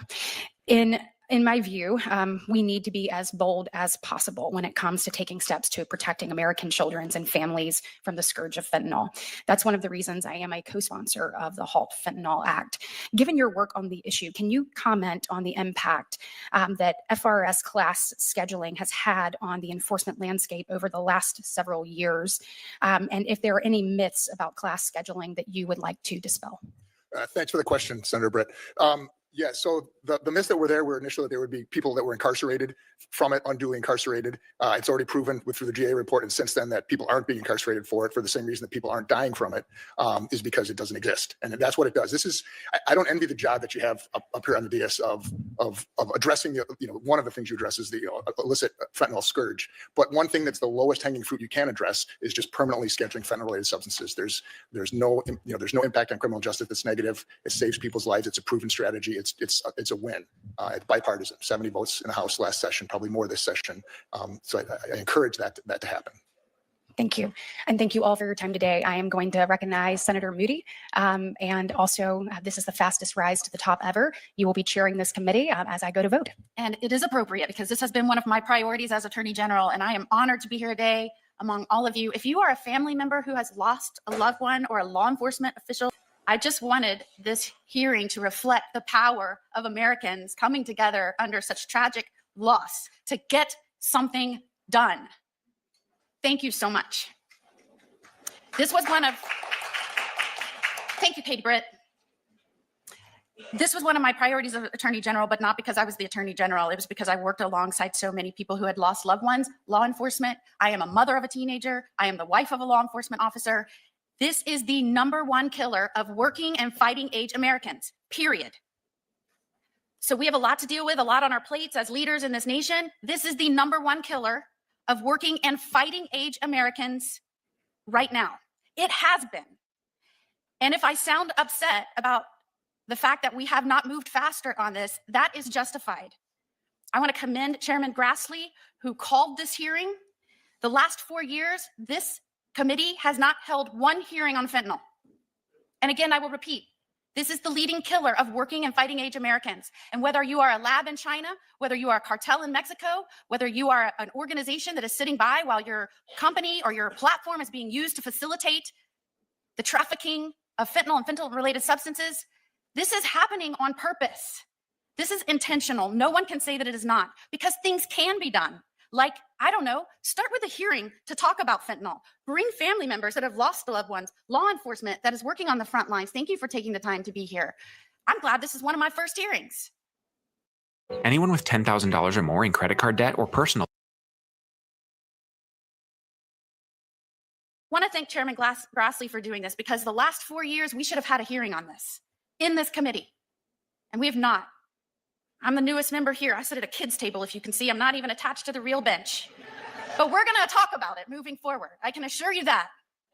I just spoke with Jenny. She said when she got here, she pledged to be a squealer on budget issues. I'm going to be a squealer on the loss of life because this weakens us as a nation, weakens us. And I know all of you know that. I also want to thank a great president who has done a lot in the first 2 weeks in office. You know, in the last 4 years, I said repeatedly, as AG, we need to declare the cartels as foreign terrorist organizations. He got that done. I said we need to do that so we can send military to the border to secure it. He got that done. Oh, and by the way, when I pointed out, as Dr. Farfan said, transnational problems require transnational solutions. When I pointed out that the Mexican president at the time said, fentanyl is not our problem. I'm a Mexico first president. Fentanyl is an American problem. Soon thereafter, our commander-in-chief said that Mexico was a great partner. I am so glad that we have a president now that within the first 2 weeks leveraged tariffs that now Mexico and Canada have both pledged resources and bodies to help shut those borders and stop the flow of fentanyl. That's how you get stuff done. It can happen if you have people committed to it. Transnational problems do require transnational effort, and I'm glad we have a commander-in-chief holding feet to the fire and getting it done. There's been a 350% increase in fentanyl deaths among our teens in the last 3 years, 4 years. I want to just say, as a mother, I could barely hold it together when I was listening to your testimony. I have a teenager right now. I cannot imagine the indescribable, overwhelming, traumatic pain that you have suffered, but I want to thank you for being here, for sharing your stories, most importantly, for sharing your children's stories, so that we could not only honor Daniel and Devin, remember them, but bring meaning to what you have gone through so that other parents, I want to say, I and you and other parents right now of teenagers, we're about the first generation of parents having to deal with this mess. We're learning as we go. You are on the front lines in this fight, helping us, leading the way, shining the light. We've got your back, but we need you showing us where to go, and I want to thank you for that. I want to start with you, Ms. Noring. What platform did your son obtain counterfeit pill that contained a lethal dose of fentanyl? Snapchat. And I'd like to move to you, Mr. Puerta. What platform did your son find a counterfeit pill that contained a lethal dose of fentanyl? Snapchat. Snapchat has become a vast online drug market. There is no doubt that it facilitates drug sales to vulnerable children. Many who think they're buying Xanax or Percocet or Adderall, when in reality, it is a pill that has a lethal dose of fentanyl. 7 out of 10 counterfeit pills now have a lethal dose of fentanyl. Many of these pills can kill 4 adults. That is what is out there lurking for our children. The National Crime Prevention Council estimates 80% of teen and young adult fentanyl poisoning deaths can be traced to social media. And I know we're talking about Snapchat because that is what brought tragedy upon your lives, but there are other social media platforms where children, vulnerable populations, are obtaining access to drugs. Teens can now get drugs so easily. The cartels think of these social media platforms as their Uber Eats for quick delivery right into the hands of our children. I agree with you, Mr. Puerta and Ms. Noring. The bedroom is where we always thought our children could go upstairs, shut their door, and they would be safe. And that is no longer the case, which presents challenges to parents like we have never seen before. The DEA has warned Congress that cartels are now targeting young Americans through platforms fueling the fentanyl epidemic. Every week, the equivalent of a high school classroom's worth of students dies from fentanyl overdose deaths. This is an incredible statistic. If we saw this with any other product, there would be federal law shutting down these products to make them safe before they could go back on market. And we saw this time and time again in the automobile industry. When we started losing people to faulty automobiles, there was a stop sale order. They had to become safe before they could be sold again. Why can't something similar be applied to social media platforms? Especially when the death toll is so egregious. I mean, you can look at the deaths from some of these automobiles, and that was over years. The Pinto was 89 deaths, or 180 deaths. The Too Fast Toyota was 89 deaths. What did I say? Pinto, 180 deaths. Ford Broncos, 823 deaths. We lose way more than that just in kids overdosing from fentanyl every single year. We have got to get going. We have got to get stuff done. And so I would just say this. This is what happens when you're the junior senator and you're last. If you could tell us, Congress, after we pass the Halt Fentanyl Act, which deals with the changing the chemical compound to get around the laws, right? After that, What is the most important thing we can do to stop the death toll on our children here in the United States?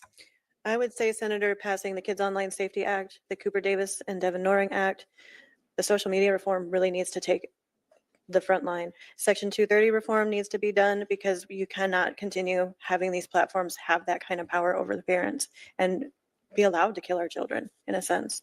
Mr. Porta? Well, there's a lot that we can do. Definitely have to schedule the fentanyl and all of its analogs as illicit fentanyl into the Schedule 1 drug. I would also say, though, that we have to target the supply chain. We have to strengthen border security. We have to crack down on the chemical supply. We have to destroy the cartel infrastructure. We have to increase intelligence sharing between both countries, support Mexico's security forces, expand sanctions and designations. We have to cut off their finances. TD Bank was just fined $4 billion because they were caught laundering all of this money from the cartels. Why is nothing happening to the American banks here in this country who's laundering the money? There's so much that we can do. Y'all, I'm gonna rewind this a little bit. And StreamYard gave us a little notification. Our visuals, me and Godmomma's photos aren't showing up. StreamYard had a little glitch, I guess. But let me rewind real quick. We're almost done, y'all. We're almost done. But let me go back because he about to go in. Okay? Come on, Mr. Hispanic Cuban. And Roy, I seen you come through. Hey, Roy. Hit the up like, baby. Let me hit this, y'all. This right here got me in my heartstrings yesterday. Strengthen border security. We have to crack down on the chemical supply. We have to destroy the cartel infrastructure. We have to increase intelligence sharing between both countries, support Mexico's security forces, expand sanctions and designations. We have to cut off their finances. TD Bank was just fined $4 billion because they were caught laundering all of this money from the cartels. Why is nothing happening to the American banks here in this country who's laundering the money? There's so much that we can do. I, as a parent, shouldn't have all this information. I'm just a small business owner from Santa Clarita, California. Why do I have all this information? Because I had to study this, because I don't want more kids to die. We have to go after these we have to go after the launderers. We have to go out, target corrupt officials on both sides of the aisle. I'm not on the aisle, but in Mexico and here in the United States. We have to seize assets. We have to also reduce the demand for drugs here in the United States. There are a lot of people who are addicted to drugs here in the United States, and we have nothing for them. Nothing. We have Medi-Cal, maybe they'll give them 30-day rehabilitation, and then you're out on your own. We got to get them help as well. We have to expand addiction and treatment and recovery. We have to increase penalties for distributors. We have to hold Mexico accountable, pressure the Mexican government to do more, obviously. We have to leverage trade and diplomatic tools, military intervention as a last resort. Mr. Trump, Donald Trump, our president, just designated them as all criminal cartels as FTOs, as a foreign terrorist organization. I think that's wonderful. I think that's needed. But we have the same problem here in the United States as well. So I think that it has to be bilateral, it has to be bipartisan, and there's a lot that needs to be done. If not, more kids are going to die. But definitely the first and most important aspect of this is getting this scheduled as a Scheduled 1. We have to do it, because if not, more kids are going to continue dying. Thank you for being here. Thank you. Thank you for your advising us. And Devin and Daniel certainly will be remembered in this committee, and you've made sure of that. Thank you so much. At this time, I get the honor of recognizing Senator Tillis. Yo, these were sold out everywhere. Well, what a rise. You're already chair. So they tell me. I think that what we just heard is really the mood of Congress in general. Ms. Farfan, at first to the, I've spoken with too many families who are suffering through what you've suffered through. We have to change things. Ms. Farfan, I was here for the opening testimony, and you wanted to focus on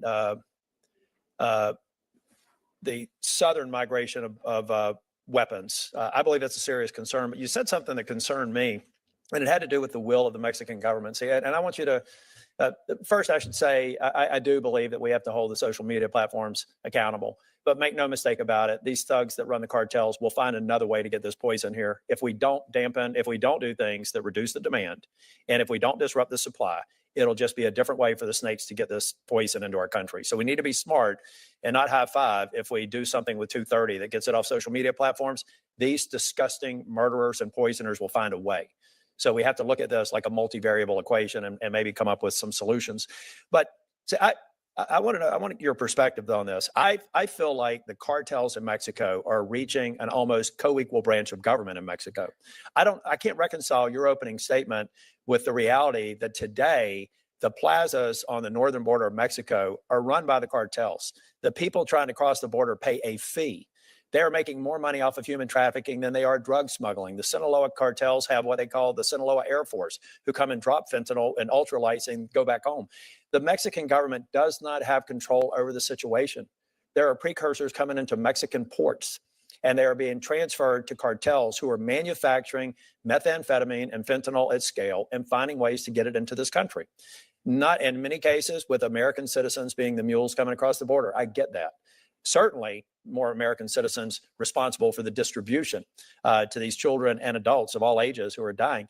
So it's interesting to me that President Trump was criticized for putting a potential tariff on Mexico. Everybody said it was going to be horrible. It was going to kill the economy. The only thing that it did over the course of a few days is prompt the now current president of Mexico to deploy 10,000 troops to the border. Well, if there's no problem, if there's no problem with them being an equal partner to the difficulties we have at the border, why would they do that? Because they're just afraid of a tariff, or are they recognizing that we're shedding light on a situation at the southern border that they have simply not made a priority? Why would they do that? Well, I cannot speak on behalf of the Mexican government. Well, let me just back up then, because you're a smart person. I just absolutely reject out of hand that this is, we've got to deal with the illicit trade and guns going across the border. I agree with that. In fact, I got in trouble with some gun advocates, Second Amendment advocacy groups, because I agree that we got to fix that problem. But and maybe just for the record, you can suggest to me why you think Mexico has done everything they have to play their part in preventing this poison from being manufactured. China, in plain sight, is sending precursors. The Mexican, whoever's running the ports and who are allowing supply chains to occur, are allowing it to occur at scale. And over 100,000 people are dying every year in this country, many of them as a result of fentanyl or opioids. More people die in North Carolina as a result of overdoses for fentanyl or opioids than people die on our highways. Most of this, most reasonable people, unless for the purposes of CUFERs, you can send me evidence that Mexico needs to wake up and be a partner and a friend to our South and address this as the problem that it is. And it's happening in plain sight among the Mexican authorities and among the cartels who have organized the plazas at the northern border, and they are running it. There's no way that Mexico sends 10,000 troops to their northern border if they don't think they've got a problem that President Trump has illuminated. Thank you all for being here today, but please understand that some of the things you've asked for are all just steps in the right direction, but this is far more complicated than any one thing we can do. And I look forward to continuing to engage with you. Thank you. Thank you, Senator Tillis. Senator Graham. Thank you very much. Sheriff Barnes, you've been involved in this space for quite a while, right? How would you describe the role of China in the fentanyl problem? I think it is so disrespectful that they get up and leave. Look at these empty seats. I think it is so disrespectful that they get up and leave in front of all of these family members that came to have their stories heard. They get to come up and say, well, it's the Mexican cartels and they should do better. I'm out. This disrespectful. Child, these parents are holding it together better than I would. America faces. China is the first domino that tips in contributing to the fentanyl crisis. They are the contributor of the vast majority of the precursor chemicals. And if we deal with that, that would be a great first step in dealing with it. When they say they're not, they're lying, right? I would say they're not being truthful, yes. Yeah, I would say they're lying. So there's a 10% tariff on China. One of the things that President Trump would like to accomplish is to protect our country from fentanyl poisoning. Sheriff Barnes, what you say to DEA echoes. Without China, this couldn't happen. China is an essential ingredient in the poisoning of America by fentanyl.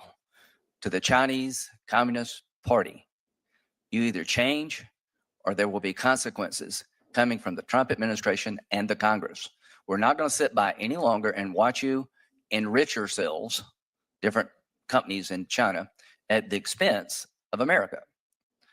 So be on notice, either change your practices regarding supporting drug cartels in Mexico, China, or you will pay a heavy price. And that's not too much to ask. Do you agree, Sheriff Barnes? I do, Senator. Doctor, how do you say your last name, ma'am? For fun. Okay. Do you think the drug cartels should be foreign terrorist organizations under U.S. law? I'm going to comment on the impact that this could have on U.S.-Mexico security. No, I didn't ask that. I just said, do you think they're deserving of the designation? I believe it would really hinder the notion of shared responsibility that Well, is that's the not a question. I cornerstone mean, of U.S.-Mexico I security think, cooperation. I think they've earned it 1,000 times over. And to our friends in Mexico, we want to work with you, but we're not going to sit on the sidelines any longer and watch drug labs right below the southern border manufacture out in the opening fentanyl and other drugs to kill Americans. We want to work with you. Sheriff Barnes, do you believe that in many ways Mexico has lost sovereignty over this issue? I believe the Mexican laws have failed domestically, and I believe that that has had downrange effects on U.S. lives. So to our friends in Mexico, we appreciate you sending the soldiers, but that's just a first step. As Senator Tillis said, we need to put. I'm sorry, I had to step in real quick. Did y'all not listen to when that man, the Cuban Hispanic guy, said that there are banks that are funneling money? United States banks. Yeah, how do you say your last name? How do you say your last name? Child, please. Y'all get up and leave in the middle of a committee. Y'all don't give a damn. Y'all are saying Mexico, Mexico. Why don't y'all focus on us? We should be super appreciative that Mrs. Fan is even here to talk to y'all, because 75% of y'all got up and left. And she's still sitting here. None of the witnesses got up and left. None of the parents got up and left. It's the committee that got. This is disrespectful. Child, we going on 3 hours. Let me wrap this up. Put the drug cartels on notice. You cannot thrive and survive the way you're doing today. Why are they in the drug business? Because the return on investment is large and the risk is small. They'll get out of this business when some of them get killed or go to jail. Do you agree with that, Sheriff Barnes? I do agree with that. I think that's a complex issue, but they're one component of it. Obviously, as the manufacturers, there's lack of accountability. And until we address the issues on both sides, the addiction issue north of the border and the supply issue south of the border, and many other things that have to happen. Well, I'm talking about the drug cartels. They're in this business because it seems to be a good business. They are the equivalent of Amazon, a Fortune 100 company. They operate in scale. I can't say it any better. And they're making money at the expense of us. To the two families, Mr. Noring, Mr. Perot, how do you say your last name, sir? Puerta. Puerta. It's okay, though. I understand. You can't roll the R's. It's okay. Yeah, I have a lot of problems speaking at times, but I don't have any problem understanding what you're telling me. Both of you are telling me that your loved ones paid the ultimate price because of failed policies. Do you both agree with that? Yes, Senator. I agree, Senator. Okay, if you want to deal with this, we need to repeal Section 230. You should be allowed to sue.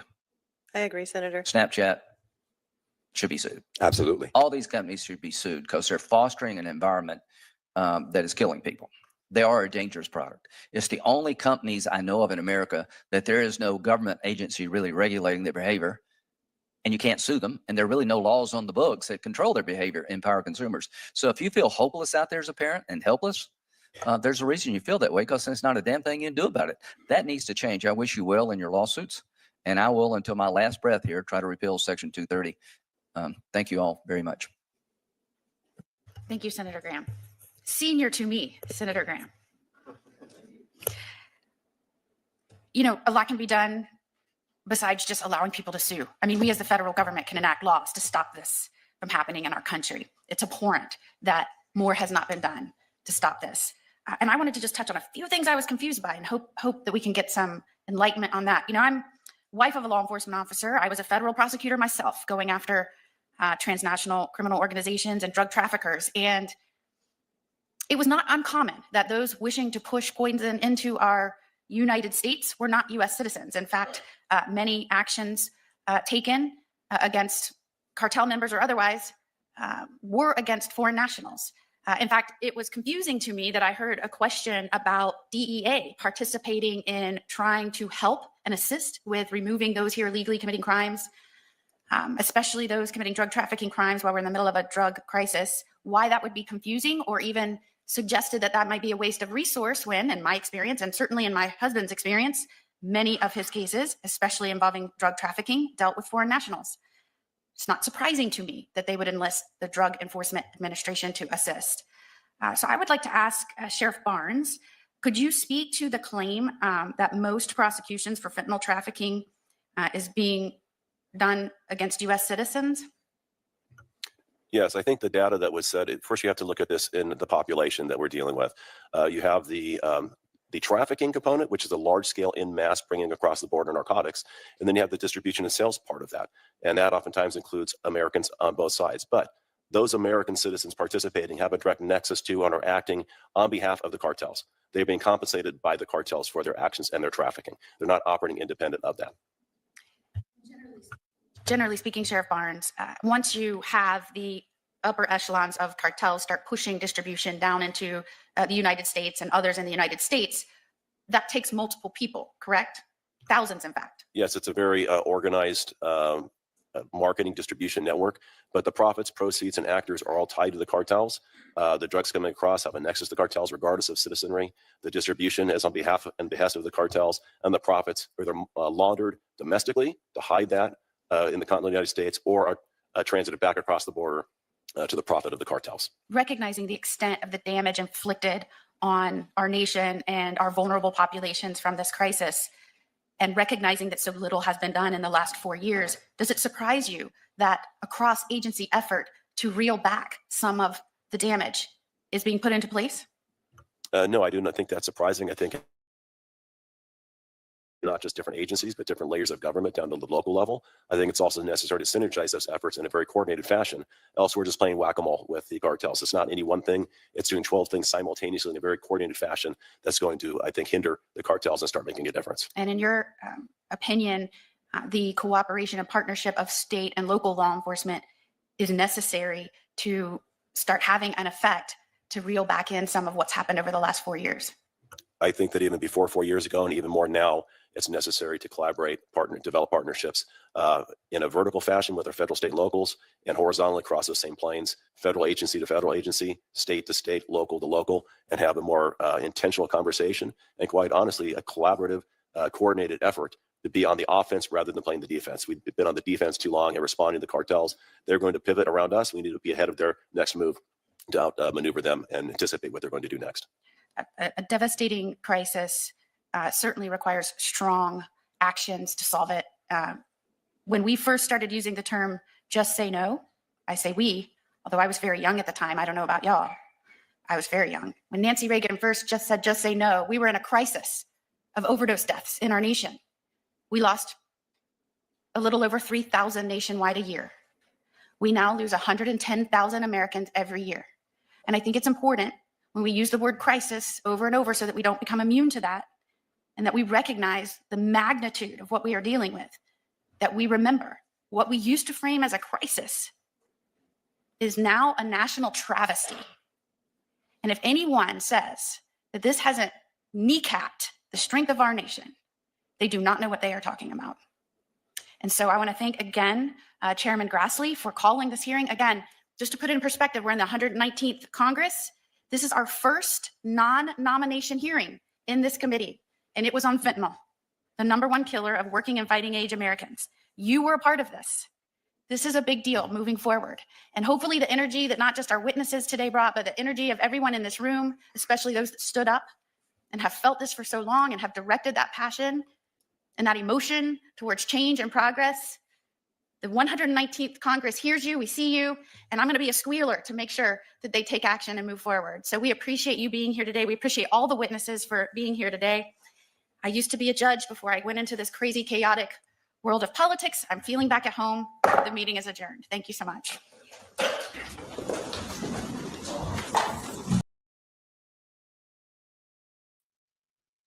Wow. Period. Y'all, she said this is the 119th.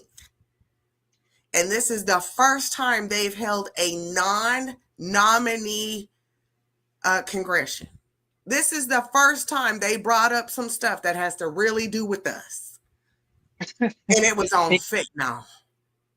And we're in the other congressional, let me rephrase that. And the Senate was outside protesting Elon Musk. Love that for our country.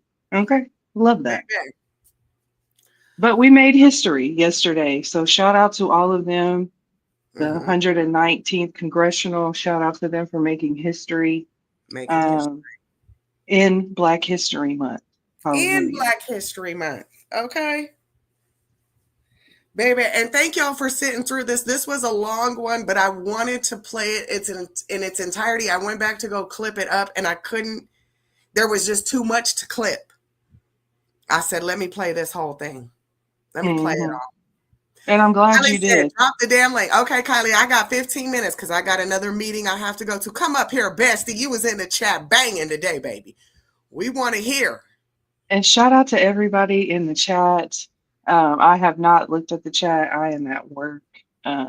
And shout out to my co-host for holding it down while I was over here muted, having a whole work crisis. So shout out to you because, Period. baby, I was over here with an earbud in listening to this and listening to Office. And I was over here like, do y'all know that 22 children a week. A week. A week, y'all. A week. And Like, I was trying to hold it down. I was trying to do the little banners like you be doing them. you did it though. You did it, girl. I seen you over here. Thank you, co-host. Thank you. We got on StreamYard it looks normal to me, but on the playback, y'all, we got white screens. Like I said, StreamYard glitched. It is what it is. We working with what we got. Thank y'all for Kylie, Nikki, 504, Dougie Fresh came through. But just thank y'all for putting in some 2 cents into the comments. Unlike other places, y'all can speak freely over here. We not tripping. We got Kai Kai up here. Come on, Kai Kai. Nikki, you was banging in them comments, baby. She said, y'all not fixing to use this bill to abolish some of the First Amendment. Y'all not going to censor us just because y'all letting drugs and stuff come through. Okay. Come on in, Kai Kai. Hey, baby. Uh-oh. Kylie, you there? Kylie, you're live with us. I'm not sure. It don't say mute on my side, so I don't know if you can hear us. We can't hear you. This was a lot to take in, and I am so grateful that we sat and took it in. Kylie, are you there, babe? We can't hear you. Oh, she dropped. Okay, maybe she'll come back up. But again, I want to reiterate a couple things. I'm not here for the immigration. We'll get into that a little bit later. Right now, my focus is, again, you can't have your child at home and think your child is safe. Okay? Oh, she back. I'm waiting on a phone call. Can't come up. It's okay. You done did enough in the comments. Let's try again. Okay, Kylie, we're back. Okay, I said this. Me and Nikki ain't never agreed this much. I had shout out to Nikki. Y'all was in the comments banging on them. Okay. Because the hypocrisy is so real. The hypocrisy is so real. Although a lot being said is agreeable, it's just the passion about this issue versus others is the same as what Godmomma keeps hollering about them being out there about Elon. This is the same level, same. They're both on equal footing. Y'all acting a damn fool behind fentanyl the way they acting a damn fool behind Elon. But ain't none of this new. None of it. None of this is new. Fentanyl didn't become a crisis when the 119th Congress convened. It was a crisis when Trump was in office the first time. It was a crisis when Obama was in office. It was a crisis when the first Bush was in office. The second Bush, I mean. So, it's just come to a head. And the same thing what they're talking about Elon, okay? The problem with Elon is you weren't elected, bro, and you're giving too much leeway to classified, clearance required information. You don't need my social security number. You don't need my banking information. You don't need to have access to that because nobody elected you to have access to that. So I'm all for them hollering about what the hell is Elon doing. Okay, because that's not how a democracy works. And these people with this hearing, it's just funny because again, I didn't see any black parents in there. They were there. Because like Amber said, they weren't speaking. Okay. And there was a few little peppers scattered amongst the salt. A few. But they're probably biracial. They probably got a biracial marriage or something. Okay. But just straight niggas? No. Because like you said, we don't have access to prescription drugs like this. This crisis began in the medicine cabinets of white suburbia, where the mom is going to the doctor, getting her Xanax prescription, getting her Zoloft prescription, getting her this because of her depression or this because of her anxiety. Volume as well. Right. Vicodin. All of that. That's where this began, right? Sneaking a pill over here, sneaking a pill over there, and then when the parents stopped providing the prescriptions, now they're on the street. Because let's be clear, they're outraged because they're saying these kids are being poisoned because they're unknowingly taking fentanyl.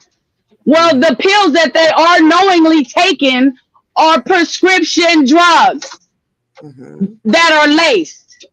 They're not stamping them to look like an ecstasy. They're stamping them to look like a oxycodone, a hydrocodone, That's what Mr.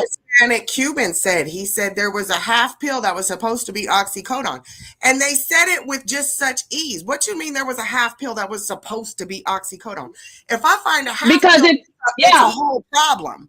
A half pill is a whole problem in my house. I don't care if it's Percocet. Because they don't want to zoom in on that. They want to skip past that and go straight to Mexico, straight to the cartels, straight to that, because that's what America does. You know, we blame the American Indians, so we put them in this. Then we blame the Japanese, so we put them in concentration camps. Then we blame, this. The black kids are getting shot in the car, so we blame niggas because, now they're tearing up their communities and this. That is what classic America does. They camouflage their racism behind blame instead of taking account for their own problems, because the pharmaceutical companies are the biggest lobbyists. Okay. Your Eli Whitney, your Eli Lilly's, your all of these. Okay. There was Paxil on the market. All kinds of things. Your pharmaceutical companies are the biggest money-making, money-driven people behind this American economy. Let's be clear. So the only reason that China is able to duplicate any of the pills is because America, they're duplicating what America is hooked on. America as a whole is hooked on drugs. That's right. Whether it's legal, whether it's over the counter, we love it. We love a good ibuprofen. We love a good Tylenol. Don't we love a cheap fix? Don't we love a cheap fix in America? We love that. We love that. You know what I'm saying? And China was, but like I said, China was just supplying a demand that we have. Okay. That's it. That's it. And like I said in the comment, I went to jail. I went to jail for a half a blunt. Okay? Spent 3 days in jail. Uh-oh, you cut out. A blunt. Uh-oh. You cut out. You said you spent 3 days in jail for a half a blunt. Okay. 3 days in jail for a half a blunt, paid a $1,500 fine, and did 4 months probation. Okay? For a half a blunt. They criminalize the drugs and the culture that's around ethnic communities, right? But when it's the white community, it's poison. My kid unknowingly did this. My kid unknowingly did that, right? Even when it was the K2 epidemic with the fake weed and the white people were dropping dead from that. Oh, they started raiding gas stations and everything. Come on. Right? But they don't give a damn, so it's just the hypocrisy across the board because let's be clear, bipartisanship doesn't separate us by race. They you know what I'm saying? And well, let me say this, Kylie. Let me slide in and give my little 2 cents on this. It might be affecting the suburban market right now, but so was cocaine until they turned it into crack. Okay. Absolutely. So Absolutely. I'm all for y'all going ahead and stopping this shit now. That part. I'm all for it. And yes, Nikki Crayon says it's a free market. That's how it is. Supply and demand. Well, you know what? I'm not demanding this. That, like Kylie said, we're not laid up in the house going to the doctor for some damn anxiety meds we got to go to work. We got shit to do. We ain't got time for all these Valiums and prescribed oxycodone. Hell no. Hell no. Sit your ass down. You know what I'm saying? Is the solution. When our kids, they got ADHD and this, and y'all start doping them up at 6 years old. Oh, he can't sit still in class. We sit your ass down. And we wonder, okay? Y'all was in the comments talking about meth. Well, let's go back to Ritalin. Y'all, Nikki wanted me back it up. Well, let's Ritalin. Absolutely. Okay. And wonder why people looking for meth. Wonder why people looking for more. Because y'all been doped. And what's the other shit that the college students take? The Adderall. Yeah. See, they don't want to talk about, they don't want to talk about that. Like I said, this epidemic began in the medicine cabinets of the parents. Okay. I think it's because you can't kill your clientele. If you're a good dealer, you try not to cut your shit with. I don't know that. This is what I've heard. I'm speaking. This is allegedly. Allegedly, if you're a good drug dealer, you want your customer to come back. But when they're dying off the fentanyl, they can't come back. So pharmaceutical companies are up in arms about it. Oh my gosh, we can't supply anybody with drugs because they're dying. This is a crisis. Right. And on the cool, as long as you're a crackhead and you can keep living, it ain't a crisis. Oh. Right. And on the cool, I think that what hasn't come out is, fentanyl, was designed by some government somewhere for biological warfare, like you're saying. Yeah. You know what I'm saying? Mm-hmm. Somewhere, you know what I'm saying? That's where it originated from. Because ain't no average nigga sat in his basement and came up with a manufactured fentanyl that a snowflake will kill your ass. That's some government funding behind that. You feel me? Listen, well, Miss Mexico said that. She said, look, are we going to tackle all of it or just the repercussions of all actions? Which one are we attacking? And even their response to her, you know what I'm saying? The arrogance and the disrespect. I'm like, damn, she needs DEI to answer the question. They ask her a question, she start answering, and they be like, they interrupt. They don't even get an answer. You know what I'm saying? And how condescending. How do you say her name? Like it's spelled. I didn't see anything. I went and looked at the name. Yeah. It wasn't hard. Fairfajan. It wasn't hard at all. It wasn't hard at all. Oh, I don't know how to roll my R's. You know what I mean? Like all them undertones of condescending. Microaggressions. Absolutely. Absolutely. And like you said, then you're going to get up and burn off. Classic. Classic, classic, classic. That's why I'm like, yeah, black people, we need to sit this one out. Let them duke it out. Let them duke it out. Because what a black mama tells her child is, your dumb ass better not be nowhere taking no pills and you don't know what the fuck that is. That shit'll kill you. You don't know. That's what we say. You know what I'm saying? We don't need a PSA, right? You take your stupid ass out there, put something in your mouth, and you don't know what it is.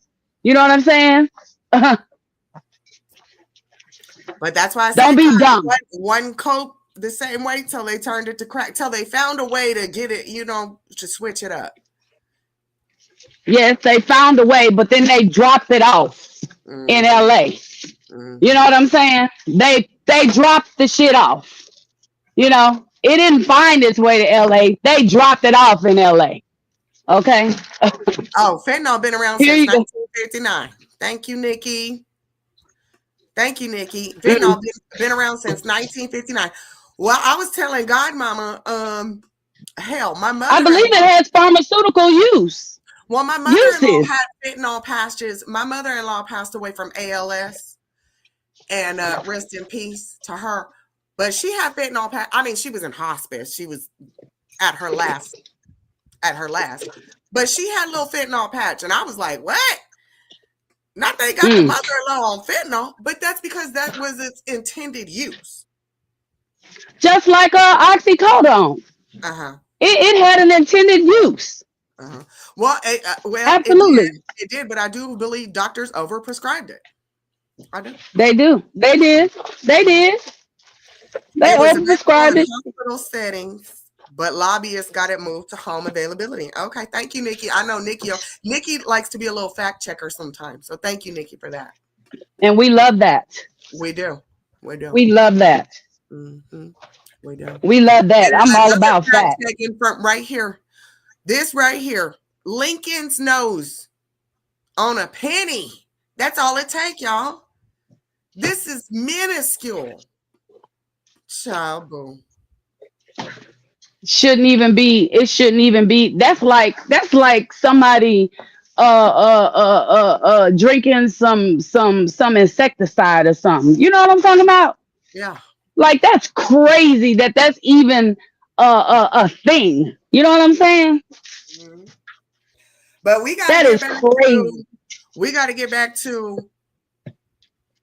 It's not an immigrant. This is not an. Maybe it's a border problem, but it's not an immigration problem. Period. It's not. And the man said that, and it's not just the southern border that was responsible for it. That's why I put that in the comments too. He mentioned the northern border. Hello, Canada.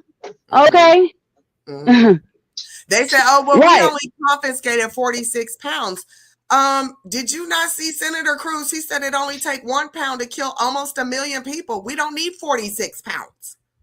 And then they said that 84% of the fentanyl related arrests. 86.4, friend. I saw you put 84. It's 86. Okay, 86.4. I thought it was 86, but I didn't want to overshoot, so I put 84 to be safe. Right? 0.4. Were Americans, not illegal immigrants. So I'm all for cracking down on the borders and all of that, because in my personal life, I see how it affects the job market for my partner, right? I see that. I'm all for that. But these are isolated issues. One is not the same, because we've been funding illegal guns to this cartel to help us fight this during the Cuba crisis. We were giving guns to that's what Snowfall is all about. In exchange, we let the cartels bring in a certain amount of drugs. You know what I'm saying? Because they're helping us fight in the jungles of Cuba. This.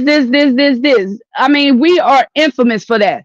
Saddam Hussein got into power where he was because initially the U.S. was giving them weapons. And now it's an immigration issue. No, it's a power issue. It's a power issue. Well, and Elon Musk is a power issue. He is a power issue. We're not done today, right now, and I'll be back tomorrow. Today, right now, they are holding a committee on the Department of Education. So we're not done, y'all. We got a lot coming. And I want to keep us, what do they like to say these days? Let's hold space. Well, I want to hold space for all these Congress committees. This is the first time I've ever sat and watched a fucking committee here, a Senate committee hearing. This is the first time in my life that I've sat and watched it. I ain't ever watched no committee like I have this in 2025. So tomorrow, right it's now, a lot to watch. It's a lot. Tomorrow they're doing today they're doing Department of Education. So I'll be back tomorrow and we're going to listen to some of that. Okay, Nick, cool, because we're going to come back and speak on that. But we're going to keep up with what's going on. And like I said, maybe it's my age, I'm not sure. But we're going to keep up what's going on. What's going on. We're going to keep up with what they got pushing in, pushing out. Absolutely. They said they wanted to bring back the I can't recall his name right now. They said they're going to bring back some more. So we're going to get back to fentanyl here in the future. I mean, what's going on, America? Are we ready to clean up? Are we ready to be honest? Because I'm ready to be honest. Complete history and more fact sheet. Okay, on fentanyl. Okay, Nikki, I'll make sure that she shares that with me. So that way we can get into what's going on. But Department of Education hearing is going on right now. We're going to be playing some of that tomorrow. I want to come in with eyes wide open. Okay. And y'all see how disrespectful these committee guests were getting up, walking out. But I guess they had to go to the Department of Education meeting. I'm not sure. Yeah, we're going to get why would you schedule both to overlap each other? That's dumb. Well, because they ran over time, but still. This one happened yesterday. So I was joking when I said that. This one happened yesterday, Department of Education's today. So I'm not sure what they got. Yeah, I was joking. But what they were getting up to leave for. Yeah, what y'all getting up leaving for? So we're going to keep up with this as concerned citizens do. And we're going to keep the chat open so people can speak freely. Because it's not if we're going to be a bipartisan situation, then let's be that. Let's hear from both sides. Okay. And let's not dismiss Mexico's representative. She's a doctor holding a PhD. Let's not dismiss.